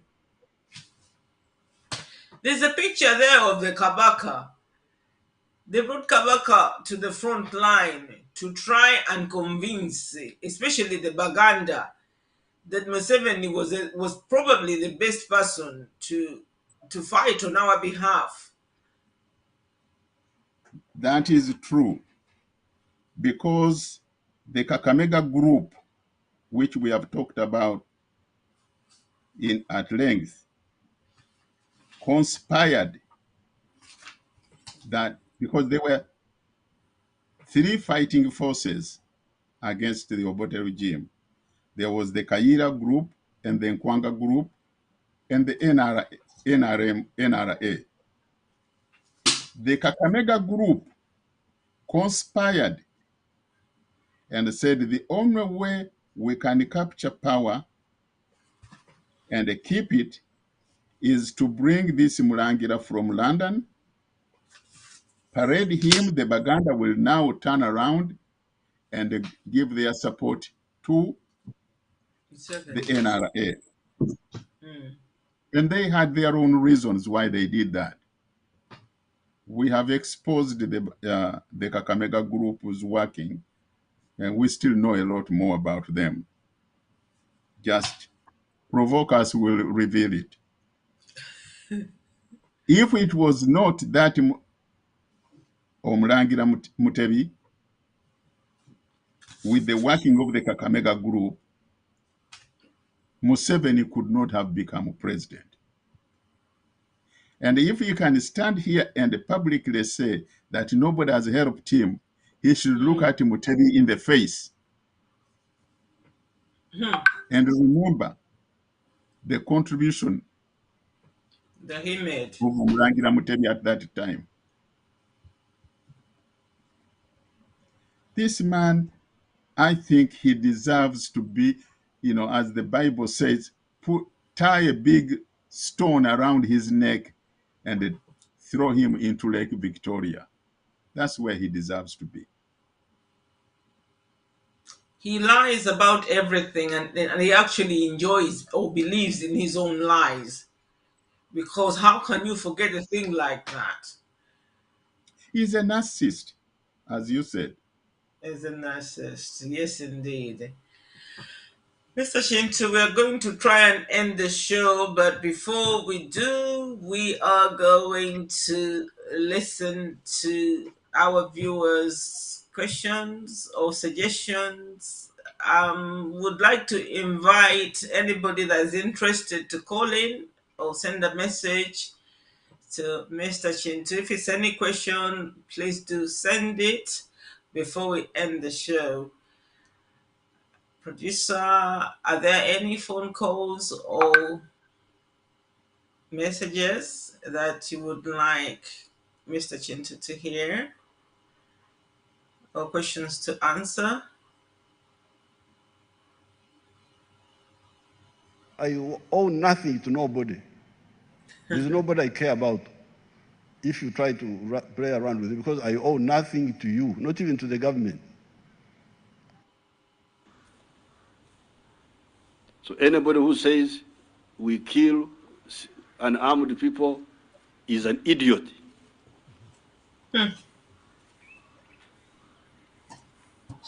He's an idiot, he's a fool, he's despisable. And they will know what it means to fight the national resistance movement.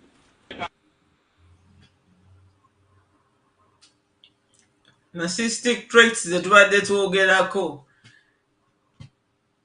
Like he comes out and starts threatening and starts being abusive.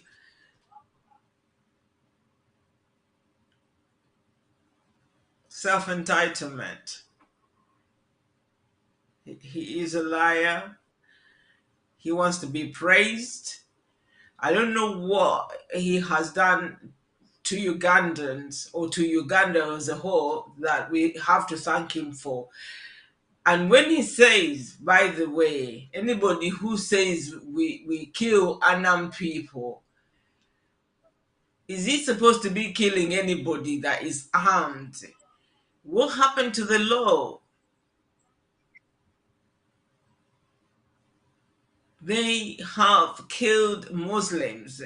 There was a stage up of what is it called recently when there were a few bombs that were let off around Kampala, and they went on a massacre, on a shooting spree, killing the people they suspected had carried out these bombings. And they didn't give us a chance to find out exactly what these bombings were all about. So if you kill the suspect, what would your intention be? And some of these people were removed from their homes and shot in front of their families, or some were shot in front of their families. So I don't know what goes on in this man's head, but I think Uganda is in a state of destitute. And for anybody that has not bothered to find out or even think about it, if you're in the diaspora and you hope to go home, I think you need to start thinking about ways of joining people like on this platform, the UFCC, so we can figure out, so we can forge a way forward to get our country back. On that statement, producer, can we go to the phone calls, please, or the messages, if there is any?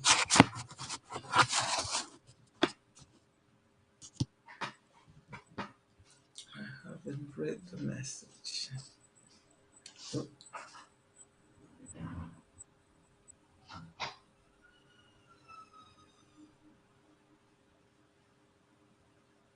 Okay, what as they come to play. Okay, let's try and listen to these messages. Hold on. When we are here, they normally ask, of course, if you get a new friend or something, like when you meet someone else, someone you didn't know, she asks, or he or she asks, where you from? I used to say it with pride, I'm from Uganda, but nowadays I'm so embarrassed to say that I'm a Ugandan. You say, I'm from Uganda, but you have to add on something, but we did not sign for that. We did not sign for what is happening in our country. So you cannot proudly say that I'm a Ugandan. I can't say that I'm a Ugandan. I say now, whenever I'm asked, I say I am a Ugandan, but because I have to defend it. I have to defend the country because what is happening in the country is bizarre, really. And then you find there is a Zengeres in California that held a party, because I listened to that program still, but I could not call in. Someone stands and justifies himself and says that they expected them to fight with frowned faces. but they are going to fight dancing. Where did he hear of that? Really, I asked myself, and I'm like, this one knows that what he's doing, that's not opposing. What he's doing is not what is expected of him. He knows. That's why he's trying to justify himself, saying that they are supposed to dance, they are supposed to hold parties, they are supposed to sing. There, they are opposing the government. And then there is a Zengedes. I just came to realize that USA is full of these Zengedes. USA. A few are not Vizezengedes, but a large number are Vizezengedes because they clapped and laughed. And I'm like, really? That's how they fight a dictator? Are you for real? Wow. I think that is the lady from the USA. Let's hear it. Hold on. Really? Okay. When we are here... Hold on. Okay, Mr. Chintu. I want to answer that lady with a quote from this book. Yeah. When stupid people are at work, the story is totally different. Stupid people cause losses to other people with no counterpart of gains on their own account, period. I think that answers your question. Indeed. My goodness. Okay, the next message is here. He stands up and says that this is a baby. An airline, the Ugandan airline, that it's a baby. It's a baby who doesn't concern us. I don't think that he knows that. It's a baby that is not ours. How can I protect a baby that is just exploiting us? How? Because if the airline is not making money, it means that they are using the taxpayers' money to maintain it. Okay. To pay themselves. So how do you expect me to protect that baby, really? Is that what you're expected to talk? Of all the things that are surrounding the woman? Is that what you're expected of? Really? Shame upon you. You guys, you've really made a country a disaster. And then I'm just saying that Museveni, really the president of Uganda is not a good person. Because there is no way you can allow such kind of impunity if you really belong to that country. You're really proving to us that you do not belong to that country because you're milking a cow that you're not feeding. The cow is just getting, every day is just getting skinny and skinny and skinny. It is about to die. We are left with nothing. Uganda is left with nothing. He's just a bad person, to be honest, because a president cannot allow that to happen. This is just a beginning airline. Even if it was ours, you cannot allow people to take such kind of salaries because it is just beginning. It is starting. Let us first establish, let you guys first establish it, and then you can milk from it. But whatever you're doing, it just say, we don't know what we did to these people. We do not know. We do not know where we went wrong. But really, you have treated us so bad. So bad that us who are outside, we are just thinking of one thing. If you have kids there, let me fight to bring them here, because we are saying that if we don't fight, we do not fight, then our kids do not have places there, like we do no longer have places there. It's a pity. What's going on is a disaster. So with that, anything filthy is expected, because I mean, what more can happen? What are we still waiting for? Everything has happened. The killings, the stealings, the exploitations, everything. So what are we left with? So that's why I conclude by saying that Uganda is just a WhatsApp group. It's a pity, but that is. I will conclude by saying, once again, teach the kids their languages. We are here outside. Before me coming to Spain, I didn't know the importance of a language. But then the years that I've spent here, you can learn other languages, but teach the kids the importance of the language. Whether you were in Uganda, now for me I am in Uganda, I teach the kids the importance of the language. Because however much we are here, Luganda is our language. It's my language. I treasure it nowadays like nothing. Like it's so just teach the kids their languages. Thanks for the show once again. I know it's absurd, but what are we left with? Yeah, but then Nuwa from Spain. Jarambutufu baviewers bafe. Everything that can happen to someone has happened to us. I'm a living example. I'm here, I'm still grieving for my loss, but I will never forget the way I was made to feel. Looking at Wamala's body with the head cut off. Because of what?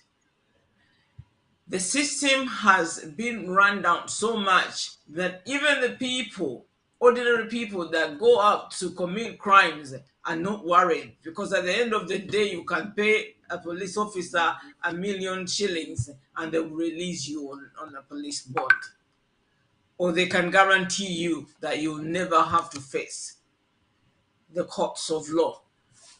So whatever can happen to anybody has happened to Ugandans. Like this lady is saying, what are we left to do? We need to rise up. Mr. Remigius, what do you have to say about this? The question you raised, what are we left with to do? My answer is, we have a lot left to do. One is, even the abnormal situation, we have to find abnormal solutions to this abnormal situation. We have a lot to do. But the most important step is, first, we have to be able to understand the problem we are in. Yes. And it makes me wonder when I see so many of my fellow Ugandans who are oblivious to the tragedy of our country, who are still locking up arms and hooks with the enemy, not realizing that they are dealing with the enemy. Murangira Chimbugwe exposed some of those. How can anybody in the right mind, I don't care what kind of education you have, how far you went in school, you see people who have been open members of ISO and open members of military intelligence, and you embrace them as your most confident people. I just can't understand it. I was telling a friend that, sometimes I can't ignore falling back to my Catholic faith. How could a Nankuru of a convent go to Kisenyi looking for young girls to recruit and come and join the convent? I mean, I can't comprehend a superior general of one of the convents going to Kisenyi to look for young girls as recruits to join the convent, because that's not where you go. You don't bring mariahs into the convent thinking you are going to convert them. Sure. There are other avenues you go to, but not Mariah's. But when I see a political operation going on in Uganda, having recruited ISO members, military intelligence members, Museveni's well-groomed spies, and the military operatives, and you convince yourself, no, they are no longer prostitutes. Now they are clean. They have converted. They even say the rosary daily. Bullshit. That's no better word to use, but bullshit. Those are not the people you bring in. So we have a lot to do. Nevertheless, we have to start. This is a very abnormal situation. We are sandwiched between the Badehemuka and the idiots on our side. And anybody who stands in our way, as Leah Yakoka once said, you either lead, follow, or get out of the way. And these people are not going to follow because they are idiots. I think we have to strengthen our legs and kick them around, kick them aside. Let us forge forward. While we are kicking, by the way, we have to kick. There is no doubt about it. And don't bring this mumbo jumbo diplomacy. Let's speak nice language. No, this is not time for nice languages. This is time for action. We have to kick these people on the side. And if necessary, whatever we do, there will be no apology to make. Because this is one of the reasons why we have to save the country. Anybody who has ever been in a surgery knows what I'm talking about. The doctor will get his knife and cut wherever he has to cut until he gets to the tumor which is inside you and get it out. Then later on, he will sew the wound. But you are not going to get that tumor out of inside your body unless we cut some muscles. Very true. Mr. Chintu, we have a few more messages. This one is from Mayembe, I think in Kayunga. Mwebale nnyo okuweereza program mwami Kintu mukyalalizi kwe tuli tuwuliriza mwebale okutusomesa naye nga ensi yo bwe yatuuka tulina okujjayo n'ag'omu buto. Obuzibu bwe tulina nti okubuzaabuza kungi mu nsi muno, eggwanga lino lino ababuzaabuza bangi, ate okubuzaabuza bwe kubeera awo ne twammibwa ne information abantu okumanya ebintu nga birina okutambula. Kati bwe mutuvaayo wano tutusomesa abantu ebintu, osanga omuntu oli nga avuma federo, eyo federo musooke mugirindeko biki n'omutunuulira bw'oti n'abantu okuwagira abantu mu kifo ky'okuwagira enkola. Tulaba tusomesa federo wano abantu tukole federo tugimplementing tusobole okulaba nti tubbulula eggwanga lyaffe, naye era osanga omuntu ng'akirwanyisa agamba federo, kati federo ate mwemuleeta federo ate tulwanyisa musajja.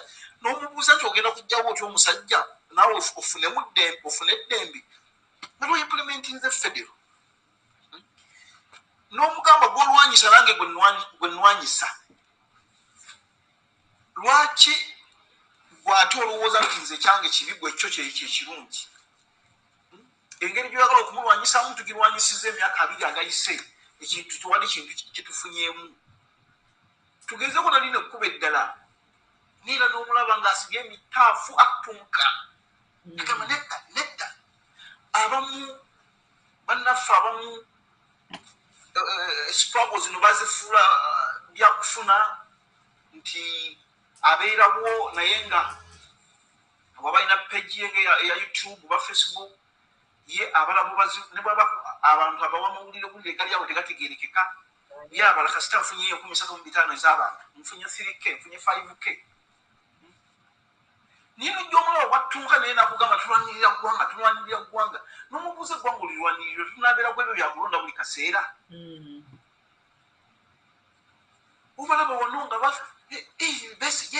ye yali opposition omutuufu Kyagulanyi muyaaye kwegamba tukyalina obuzibu naffe ffennyini abalwanyisa omusajja okulaba nti tufuna amagezi tubeeko kintu kimu kye tubeerako.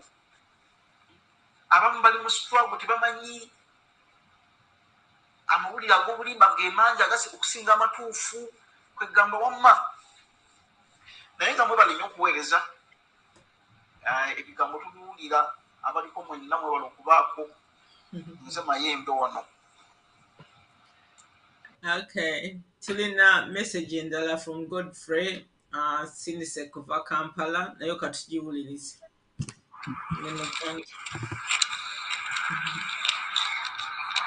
Hello, thanks for the show, Madam Liz. And Professor Regimigius Chintu. We do appreciate. Yeah, there are some few things I will talk about. And I think Mr. Regimigius Chintu talked about them. The tools these Rwandese Tutsi use. The issue of women, they are ladies, they call it as a security. And they brag about it. So this is a dangerous snake we have. And if we are looking upon erasing all the Tutsis from our Uganda, all people should be acknowledged that they should get away from marrying Tutsi ladies. These people, they disguise to be Bagandas sometimes. They change their names to be Bagandas. Sometimes Batolo, sometimes Banyolo or Banyankole. So, everyone who is wishing to fall into love or to go into marriage, they have to be keen about this. Because these are snakes. Their ladies are snakes. They collect information and then they give to their brothers. You have to be knowing about this. Then another issue is about lies. These people, they are good at disguising, changing names. Now look at Senyonyi. Senyonyi was questioning that lady, the CEO of Uganda Airlines. But these are the same people in the same category. Because Uganda should ask Senyonyi what are his true names. This guy changed their names. He should tell all Ugandans the true names of his. These people are just playing us. And Ugandans, what they have to know, half of the parliament, these are Tutsis. That's why they are playing us. They shouldn't look at parliament as something which is going to change Uganda, bring a change in Uganda. No. This parliament is full of Tutsis. Some, they disguise themselves to be Bagandas. Yet they are not Bagandas. Look at Impuga. Look at this Senyonyi. Senyonyi has to be investigated. He has to tell us his true names. There are many disguising themselves to be Bagandas, yet they are not. Most especially those coming from Masaka. And when you look at the whole parliament, half of the members of parliament, they are coming from Western Uganda. And these are not Banyankoles. These are Tutsis. So how do you expect such people to bring a change in Uganda you want? So Ugandans, stop looking at parliament as something which is going to bring change. We need to investigate about all these MPs. We need to investigate upon them. Be it Baganda, be it Banyankole, be it Batoro. We have to deeply investigate about them because they are playing us here. They disguise to be of other cultures in Uganda, yet they are not. These are Rwandese Tutsis. And then another point, these people, they have a tool. They have tried to teach most of the Rwandese boys and girls, the youth. You know, these people, They told them, intercept any kind of unit you see in Ugandans. So if they see any kind of unit, if you are uniting up as Ugandans anywhere, be it as Bagandas, they are trying to unite as Bagandas, they try as much as possible to disperse that unit because they told them never allow Ugandans to unite. Ugandans you have to be alert on this. Even if Acholis, they told them never allow them to unite. And many people are paid to do this job. That's why you see in northern Uganda, there are people who are fighting over land. But these are the issues they can settle as people from north. But every time they are bringing up this unit, try to send the Bagandas, the Bakoki here. They are trying to intercept all kind of unit. Even in WhatsApp groups, they are there. Everywhere they see unit. But this is the strategy to win these people. For example, if you are in any kind of unit as Ugandans, and you agree upon one motive, for example, let us say that you have all agreed to go in a massacre, and then you find that there is someone who is diverting you that let us go to Kampala, that is a snake. You have to stick to what you have agreed upon. Massacre, all go to massacre. Anyone who tells you a different case, that is a snake you have to kick out. You have to beat to go out of it. Because their aim is to intercept any kind of unit you see in Ugandans.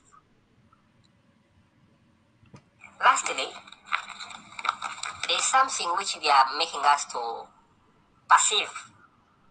When Museveni talks, there are some people who clap their hands in the background. These are Tutsis. So when Museveni is talking about the Ifimanya Baganda, I will crush you, don't look at Museveni alone. Just know Museveni is speaking on behalf of Tutsis. He's killing Ugandans so that Tutsis survive in Uganda. So stop looking at Museveni alone. If Museveni talks of killing Ugandans, just know Tutsis are speaking because he's speaking on behalf of them. Let us stop focusing on Museveni alone. Let us just know these are Rwandin Tutsis speaking. When you see Museveni speaking against the Ugandans, just know Tutsis are speaking. Ugandans take note of that. Thank you. Hold on. Okay, the last two are from Rodney Kamara from the United Arab Emirates. Katuziulis. Good morning, Mr. Kintu and Madam Liz, for the presentation and for the show. Good morning to all the viewers and listeners of UNN. I have a question that has been bothering me. For all things that have been happening in Uganda, we always see it is indigenous Ugandans who always lose their lives. For example, if there is an accident, let me say a bus or a car accident, the names you could hear for the casualties, in most cases, it is the indigenous Ugandan who has lost their life. Like even natural disasters, more so, quite often we hear it is indigenous Ugandans. When COVID came, many of Ugandans lost their lives. It was but it was a genocide. So reading back, as we learned the history, we read that history, the genocide which happened in Rwanda. They were using their women mostly, their ladies. My question is, which system of communication do these people use to communicate to their people? In case of because we have seen, you will never see, I've never seen, I was in Uganda by that time of the COVID, you cannot see a Mutusi going for immunization or taking their kids for immunization, it is very rare. Even vaccination, by that time, you cannot see them going. Yet, the government was urging people to go and vaccinate. So, which system do they use to communicate to their fellows that exclude the indigenous Ugandans? Because it becomes quite complicated. I always think of this thing. How do they communicate to their people? And how do they alert them that for us we can't know? Thank you. Then another issue I was raising, if UNN as a TV, because right now it is like our home, it is our only home, it is our only source of information and everything. If you could put aside, if you could put a saving procedure, like they start a saving, the little, like at the end of the month, we can be putting some money there. We know it is ours, it will help us in any way. So we can be putting that money there slowly, as we look for other way out.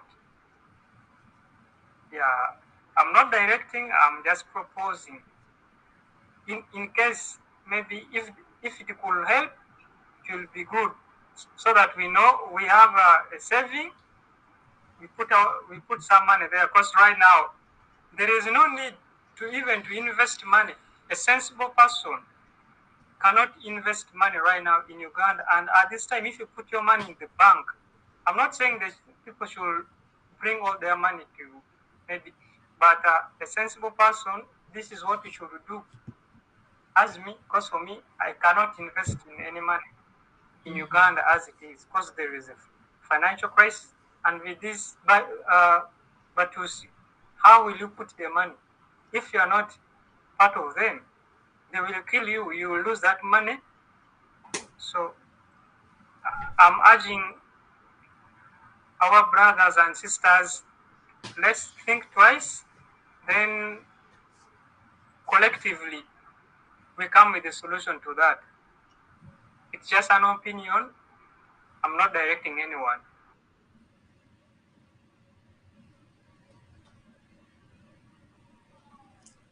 Yes, that is the end of the messages. Those ziwedeyo, Mr. Chinto. If you would like to respond. Yeah, well, all those ladies and gentlemen have had very constructive discussions, and they raised a number of issues which are giving us something to bite on for a period longer than an hour. The first gentleman talked about confusing agents in spite of our preaching the right positive gospel of the federal system, but there are so many confusing agents who are trying to make things difficult for us to go ahead. Nevertheless, there will always be confusing agents. That's the way of life. What is most important is you have to be able to identify who are the confusing agents and not follow them, and follow a positive, constructive plan. It is important to have a plan, because if you do not have a plan you are following, you are going to be hoodwinked by these kind of confusing agents, because they're going to bring some garbage and they package it so nicely and they put some nice flowers around it, and you think there is something substantive beneath it. No. You have to be alert, you have to be constructive, and you must team up with the right people. I remember there was President Johnson here who was in that situation of being confused, but he was a comical guy sometimes. Johnson was a good politician. He said, I am sick and tired of people who have two hands, because they come to him and they tell him, Mr. President, we suggest you do this. On the other hand, we suggest we do this should be done. He said, why do you always have two hands? I want one hand. Don't tell me on one hand, on the other hand, on one hand, on the other hand. He was sick and tired of that kind of garbage. So he was trying to give them a directive, come up with one positive plan and tell me, Mr. President, this is what we are going to do. This is what we are recommending we do. But don't give me this on the other hand. He said, those two hands are confusing to me. Now, in our situation, let us come with one hand. We are going to do this. We are going to pursue a federal system of government. We are going to remove this Banyarwanda from our country. We are going to do this. Let us have a plan and pursue it. Now, if anyone else comes and says, no, no, no, no, let's not do that. Let's put on our nice suits and they dance all night long, then the Museveni will spend the whole night in the Bitoke having a diarrhea. Hey, you know damn well that man is confusing you. You shouldn't follow him. Because Museveni is not going to have a diarrhea in the Bitoke because you danced all night long. That ain't going to make it. So let's have a plan and follow it and stick to it. There is one lady who came up with I think she made a very good accusation. I agree with her, that there are many Banyarwanda, some of them even in the parliament and other places, pretending to be Baganda from Masaka. Well, as a Masaka man, first of all, I want to defend myself. And I will also defend Chimbugo because we are both from Banabud. we are not among those, my dear friend. I am 100% Muganda, and by the way, not only that, but I am 100% Munabudu, because my ancestors, my parents, and my great-great-grandparents originated from Ubudu. We don't even have Kochi blood or Mawogola blood. No, we are 100% Manabudu. That's why I am known locally here. Odulanga mwami kintu kuba munabuddu. Of course, okudula is part of us. Mukama yatuwa. That's what Nabuddu are known for. But it's a joke. Don't take it seriously. That's our nature, and we are proud of it. And I'm sure Chimbugwe is also sharing my views. The lady from United Arab Emirates gave us very, very good observations. All the accidents are affecting indigenous Ugandans. I would say 99.9. How many accidents have happened on Masaka Road? And you are going to hear the people who died were going to Kalisizo, or they were going to Mbarara or Kabale. But funny enough, there are no Banyarwanda in those buses. Many accidents have happened on Uguru Road. And who are the victims? They are either from West Nile or Achoris or Langis going back home. How do these people travel that they too don't get in accidents? Now, someone mentioned that there were some mysterious bombings in Kampala, around Kampala, and Museveni went on a shooting spree, especially targeting Muslim mosques, innocent Muslims in their mosques. And I choose the bombs to have been set up by the so-called ADF. Well, I spoke very openly about this, that we have had two ADFs. The old ADF, which was fighting against Museveni, was disbanded and the name was sold to Paul Kagame. The new ADF, which is now owned by Paul Kagame, does not come to Kampala and set up bombs. The new ADF, which was sold to Kagame, is all now manned by Batusi from Rwanda. And their job is to exterminate Congolese people, especially the Nandis. And they have done it. And by the way, it is now known what is going on among the Nandis in northern Kivu province of Congo is genocide. They are wiping out people from village to village. And once the villages have been swept clean of the indigenous people, the Batusis are moving in with their cattle and taking over. Soon they will call themselves Banandi as well, just as much as they call themselves now Banyakole and the Baganda and the Bachiga, whatever. So we have a serious problem in the region. I have no knowledge of the the way the vaccination programs have been conducted in Uganda because I'm not there. I don't know if the Tutsis also got vaccinated or not. If they didn't, I don't know. But that I cannot make any comment about it. The lady also wondered how they communicate among themselves. Oh, yes. They, first of all, you got to remember, they have been doing this thing for more than 200 years. They are pros when it comes to conspiring and exchanging information. When I was talking to some of my friends from Rwanda, they told me that even a young kid, as long as he's a Mtusi, take that kid to be an intelligence officer for the Batusi, because they groom their children from the bottle or from the breast to the grave to be intelligence officers, to be spies, always to communicate with their people and they work as a team. And that's how they have managed to manipulate, control larger territories, even when they are small numbers. How do they communicate? I don't know. If I knew, I would probably be on the top of the world. But it teaches us one thing, that we have also to find a way of communicating and sharing constructive information.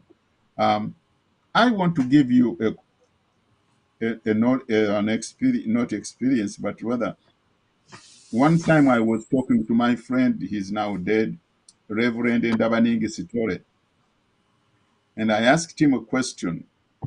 How did they communicate when they were fighting against Sir Roy Welensky and then Ian Smith during the Rhodesia War?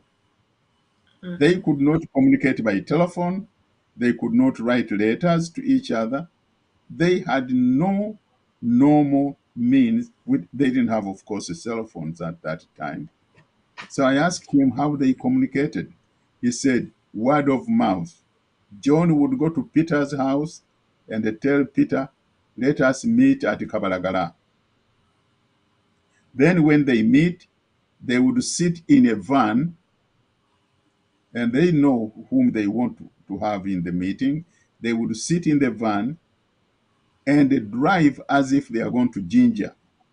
Now, if the police stops them at Mukono, there would be passengers going to Jinja. But in the meantime, they are discussing their business. When they reach Jinja and they haven't finished the discussion, the van turns around and comes back as if it is now carrying new passengers, but the same people. And they are continuing their discussion. And they would do that. Sometimes it would take 1 or 2 routes going back and forth, back and forth. If it is necessary, they would pass Jinja and continue to Tororo. And by the time they drive back to Kampala, they have finished all their discussions. And they have reached a conclusion as if they were sitting in one room discussing issues. Then they would agree on the next day of a meeting and which other spot we are going to meet, jump in this similar van, and maybe this time they are going to drive to Masaka. By the time they reach there, if they have finished discussing their business, then they would come back and discuss and agree on the next step. So you cannot block anybody with brains if those people are willing to use their brains. What I'm asking is, let us use our brains. Let nothing stop us from pursuing our goal of liberating Uganda. Nothing should stop us. Yes, people bring excuses, oh, these people have guns, this thing has been. So what? Yeah. But we have brains. Let's use the brains. Those, as I've said about Ndabaningi's story in Rhodesia at that time, they had the brains and they used them. Ian Smith had the guns, had the police, had the prisons, had the postal services, had the telephone services. They had everything. They couldn't even rent a room and hold a meeting of 10 people. But they figured we can sit in a van and pretend we are driving to Bulawayo while we are actually holding or conducting a meeting. Can't we do that too? Come Yeah. on. It sounds like a very well strategized thing that anybody can do. For me, Ugandans seem to think that Museveni's intelligence network is quite good. During my time of staying in Uganda, the time I spent in Uganda after my husband had been murdered, there's so many areas that I reached, but we were not being followed, or nobody knew we were in those areas. At least the people in power, or the DSO or ISO, they didn't know how we were moving, and yet we were working with one of the police officers who seemed to know the roads very well. And that seemed to have bothered Museveni quite a bit because he wanted me. I had gone there to seek for justice, but he came across as somebody that was quite interested as to how we were able to go to the villages and manage to get the person that we were looking for. He kept asking, he wanted like rewinding and saying, is this what you said? How did you, who was the person that was monitoring his movements? How were you doing it? And I was like, we have someone that works in MTN. And because this guy was holding an MTN, his card, the card that he carried in his phone was from MTN. We were monitoring. The guy at the center would tell us, the calling center would tell us exactly where he was, and that is how we managed to get him. But he seemed quite intrigued by the job that we had done, and you could tell from the questions he was asking that it really bothered him, you know. So I don't know whether their intelligence network is that effective. I think they tend to find out what someone is doing from an ordinary person. Like you, the story you have just told us that it was a Muganda who reported somebody, to Obote soldiers that they were planning a coup. So it's usually people that will tell them, not necessarily, because I don't know whether those people are even capable of doing a good job. But that is my opinion. It might not be for another person. So, Mr. Remigius, I'm going to call it today. It's midnight here in London. I'm working tomorrow. There are some messages that have come in, but unfortunately, we're not going to be able to play them because it's getting quite late for me. I'm going to ask you, Mr. Remigius, to say goodbye to our viewers. And the last message regarding what you have just said. Thank you very much, Mama Elizabeth Wamala, for this wonderful program we have had today. And thank you very much, our viewers and listeners. We appreciate your patience in putting up with our presentations. And I hope we have said something that you could pick up and use in your deliberations towards saving our country from the invaders who took it over. We appreciate it very much, and we are looking forward to working with you in saving our country. But as I said, we shall have to do anything and everything, because these are our abnormal times which are calling for abnormal means or methods. And there is no apology to make, no matter what it is. We have no apologies to make. But the end is going to justify the means. Thank you very much for putting up with us today. Looking forward to another day we can work together. And sooner or later, we shall all you will all join me in Buddu, and we shall be drinking our Buddu Mwenge. Those who like waragi, we have the best waragi, by the way, in Buddu. It's because it's made out of good matoke beer. Thank you very much. God bless you. Thank you so much for the reasoning, for the presentation that you have made today. It's been a blessing hosting this show with you. May God bless you. May God continue to bless you. We thank you for all the things that you are doing to try and save our motherland. Stay blessed, Mr. Religious. Our viewers, I'm happy to be here today. I have managed to sail through. I'm sorry that I kept drifting into Uganda because my show is usually in Uganda.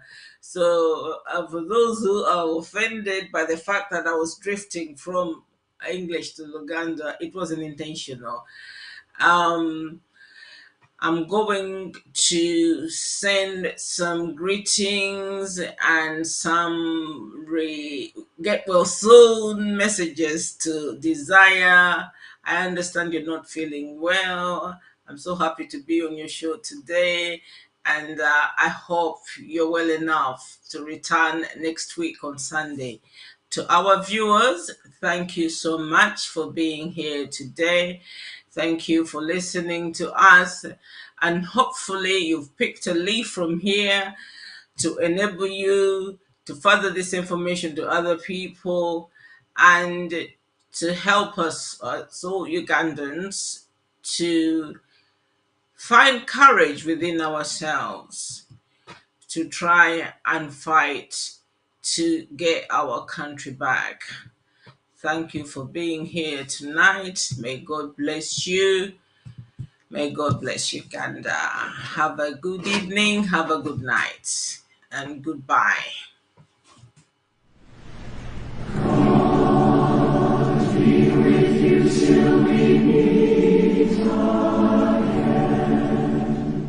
Wanga talinanga bwaba nga alina ate nga yagala abeere na bingi n'abeera nga awamba ettaka lya banne abatta bannaabwe olw'okwagala obugagga n'ebirala. Mbakoowoola mukomewo eri Katonda, muleme kubeera nga omulabe sitaani abaliko nga abakutte nga abeekuyegera ku mutwe gwammwe nga mwe temukiraba.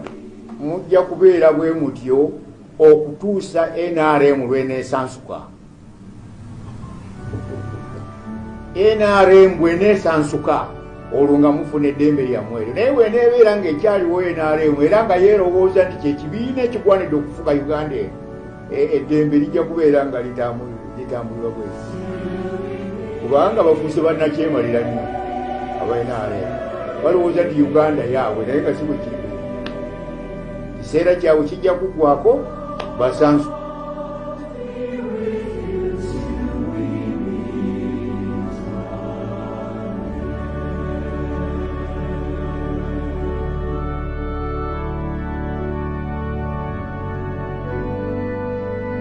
Tulonde bulungi, mbagaiza mulonde bulungi.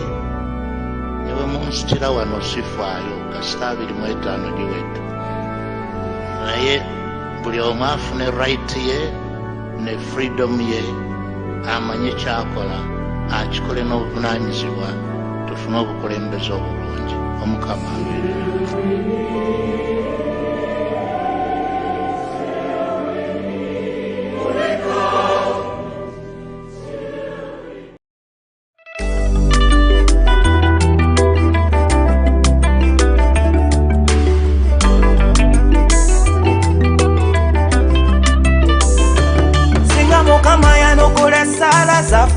omugenyi najja musulako ebibamba naye ebikolimo by'enkoko tebitakamunye musiiba mugamba gowonyegera ali kusambya